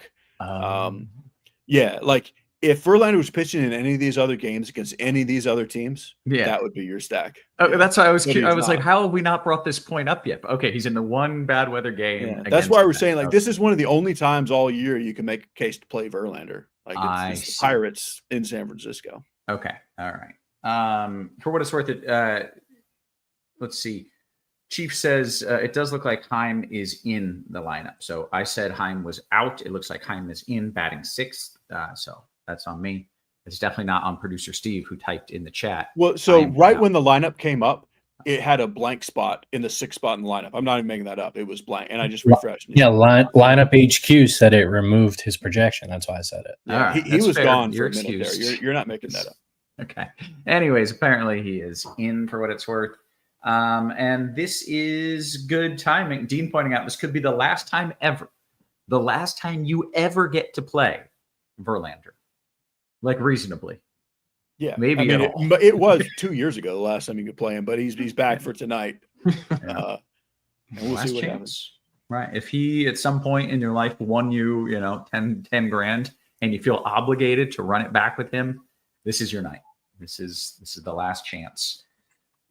Well, let's see what we've got. Let's open up to some questions. Of course, we want to give some home run calls as well. So I will let you all ponder on that. Carty, you can look up what maybe some of the best home run calls are. But did you know the NFL is right around the corner? That's why we're rocking with the Texans here. Fantasy Labs, your home for season-long fantasy football and best ball content. You can get access to rankings, projections, articles, and more from award-winning sports experts Sean Corner and Chris Raybon. Fantasy Labs now has an app, lets you get real-time rankings, draft cheat sheets, lineup advice on the go. And you can sign up with code RG15, RG15 for $15 off. So make sure you're doing that. Cheese, why don't you give me some home run calls? What do you got? Well, Let's do Cal Raleigh for the expensive guy. Heyo. Yeah, being sneaky. Matt Chapman with a mid-tier guy. And the cheap will go with Andrew Vaughn. Okay. Is that one off the board? Because the first two I'm calling too chalky. The third one has to be off the board. Andrew Vaughn's a little off the board, yeah. All right. I'll allow it then, Cheese. Carty, you got a few names for me as well? Yeah. Schwarber at the top has easily the highest chance tonight. Oh, come on. Don't go chalky on us. And then I'm going to load up on Angels because I don't think they're going to be as chalky as they should be. Give me like Trout and Adele and Logan O'Hoppe on the low end, and just Angel stuff looks good tonight. Okay, very good. Top tier Publix deli sandwich. Have either of you had the deliciousness that is a Publix sandwich before? Publix is not in my state. No. Cheese? They're like a no South- Publix was right down the thing, road right? and still no. Wow, missing out. The bread is just, it's got these like little yellow, I don't even know what these little yellow dots on the bread are, but they just add a little texture. Oh, Is it sunshine? it is. The little bits of sunshine, little edible morsels. Anyways, I don't know the answer to the best sandwich, but they're all great there. Hey, what are your thoughts on a Red Sox stack, Cheese? Minor league pitchers starting. Twins' best relievers won't throw tonight because of a potential trade incoming. This is from Jay Pinney. I don't know about that relievers thing. Yeah, but yeah, the Red Sox are a good stack. I know Carty mentioned them as one of his favorites. They're very stackable. We don't have any idea if Pearson Knoll is going to be good or not. I think he'll be fine, but I don't like they didn't make like my top 5, but they're right outside of it. Okay, very good. Zakakao says, Carty, your favorite cash game outfielders. Give me 3. Trout, Teoscar, and Adele. Very good. My wife ran into a tree. She said it wasn't her fault because she blew the horn. Hey, doo-doo-ch. Just random jokes coming in the chat. Is Juan Soto a good play? FanDuel 3 max entry. Carty, any Soto? He's fine. I'm not going out of my way to play Soto, but I'm not going to tell you not to. He's fine. Okay. Is the NHL right around the corner? Cheese, can you check for me? It's down the block. It's and around the corner, but Not we are quite. excited. Not quite around the corner yet. All right. Cheese, Kikuchi or Freed FanDuel Cash now with this Siga news? Oh, I mean, I would play Freed over Kikuchi in cash. Yeah. Carty, Nick would like to know, outside of Ellie, who is your favorite candidate to steal first tonight? That's good. I mean, it's really a special guy that can do it. I don't know if there's anyone else that I'd pick tonight to steal first. It's just Ellie. Josh Naylor, 15 steal Josh Naylor, who, by the way, they talked about that at the end of the last show, and I'd seen that yesterday because I noticed he stole a bunch of bases. He is in the bottom 3% of the league in sprint speed. Yeah, it's like him, and he's next to like Gary Sanchez, and like it's the wildest thing. He's a big, stocky, like he's like kind of short and blocky. He's slow, like he's slow, and like it's. But if you time it right, you just mosey on down there. And I suppose they just have no respect for him to steal, so there's no one like holding him on first, and he just gets outrageous That's gotta leads. be it. Yeah. But some people like can just see things so well. If you get a big enough jump, it makes up for being slower. Mike says, good show, guys. Show business is tough. I was in ventriloquism for a lot of years. They made me quit because I was too big for the guy's lap. Fantastic. It's good. Let's see. Who's your go-to for pitching tonight on FanDuel, Cheese? I have the most Soroka. Okay, very good. Carty, your favorite bet according to the bat. But he actually says, who's the best bet? And I assume he means best home run bet based on the way he worded that. So a lot of the stuff I liked has moved. If you have Bally, Luis Robert plus 650 was looking like the best as of the start of the show. I put that up on Scores and oh no, where did I put it? I put it on Twitter. So that might have moved, but yeah, otherwise all the value's kind of been sapped out of home runs. Okay. Let's see. You remove one. Carty, you got to do what you got to do, man. Help the man out. I feel like you've got an extra button anyways, but you do you. Let's see. DKGPP, Carty, Terang or Polanco? I don't love either, but probably Polanco. Okay. Let's see. Cheese, this one's for you from Blink 182. Large field DK tournament. If you were silly enough like me to go with a double dip, I love the wording, in the, I guess that's Mariners and A's game, would you use Kurtz or Naylor? I'm biased for Kurtz because I stacked the A's when he hit 4 home runs and got me 76 points on DK, and I made some money. Okay, several thoughts. One, Blink 82 is an absolute hero for using the correct phrase. Yes, you can double dip that game for sure. Yes. And you're not biased for liking Kurtz because he scored you a bunch of points. He's just great. Yeah. So if you have the money, play Kurtz. Like there's nothing, that's nothing, you're not chasing or being biased. You're just playing a great hitter. So yeah, if you have the money, play Kurtz. But if you don't, Naylor is great as well. Yeah. Okay. Can you play them both? You got like a open on FanDuel you can, but they're both first basemen. Looking to see. Oh no, it's on DK. Bummer. Okay. Allen's Club says Cheese Brewers single entry stack on DK. The Brewers are like, I really, really want to like them tonight, and yet I just don't. It's very viable, sure. But like, it's just, they're like the grown-up version of the Astros. They're like, it's a very good real life team, but it's just so weird for DFS, and it's hard to love it. Even if they score 8 runs, I don't know. I mean, I don't know how it comes. Maybe Yelich and Vaughn, I guess. Sure, you can stack them, but I don't personally have them in something like single entry. Yeah. And to be fair, the Astros aren't even a good real life team anymore. They've lost like, I don't know, 18 of their last 20 or something insane. They're just getting pummeled recently. That's an exaggeration, but let's see. Cheese, 3 maxing on FanDuel. I got 2 Soroka, 1 Glass now. You cool with that? That's what I would have, so I'm cool with it. Hey, we've got a golf show that starts in 15 minutes. You definitely want to hang out for that because we have the best golf guys in the entire universe. I love our golf crew, so make sure you're doing that. Also, 2 Grinders Lives. Noto's back. Noto's back. Shout out. Noto back. Was on paternity leave. Noto is back. He's obviously a core of our golf crew.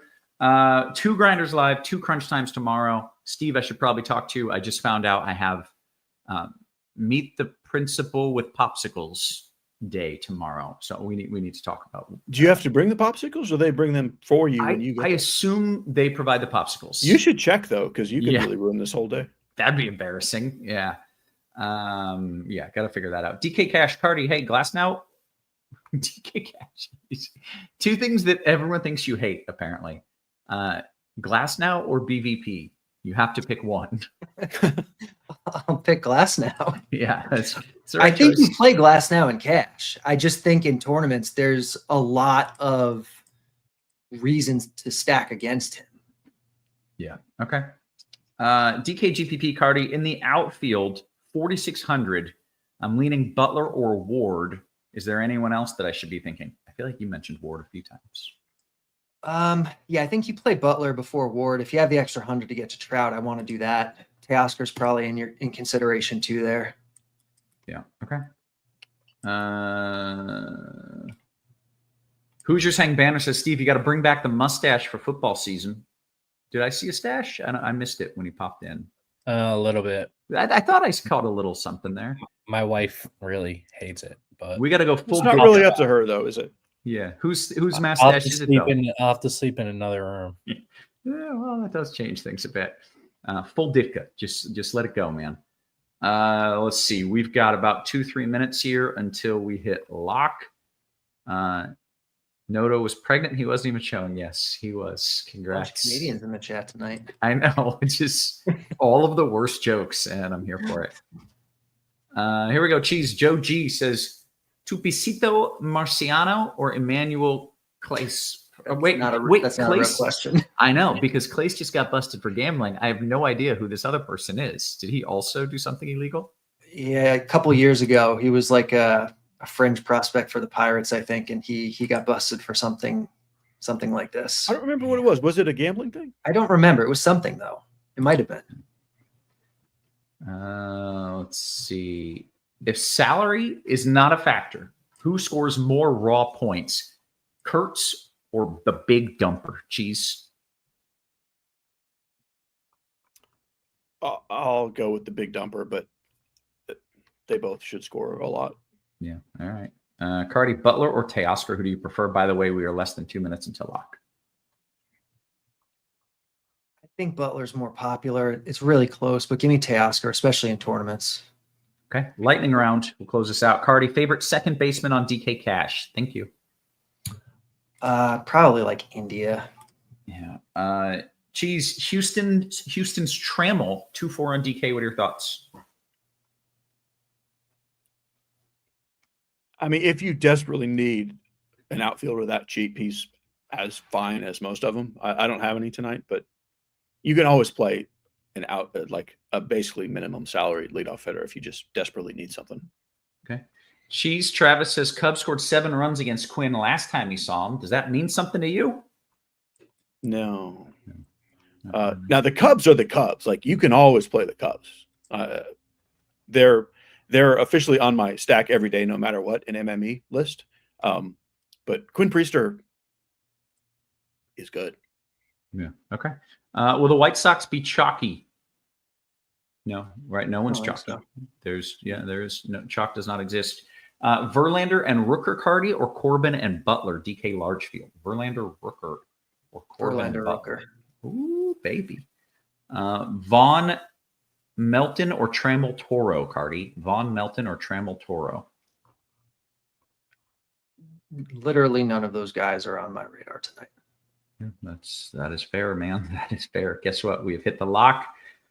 We did the things that we came here to do. What I did not do was grovel for likes today. If you could hit that thumbs up for us, that would be greatly appreciated. We got a little momentum going, getting more eyeballs, getting more likes. We want to keep this show free for you for as long as possible. The more people are watching, the more likely we are to do that. So please hit that thumbs up before you bounce on out of here.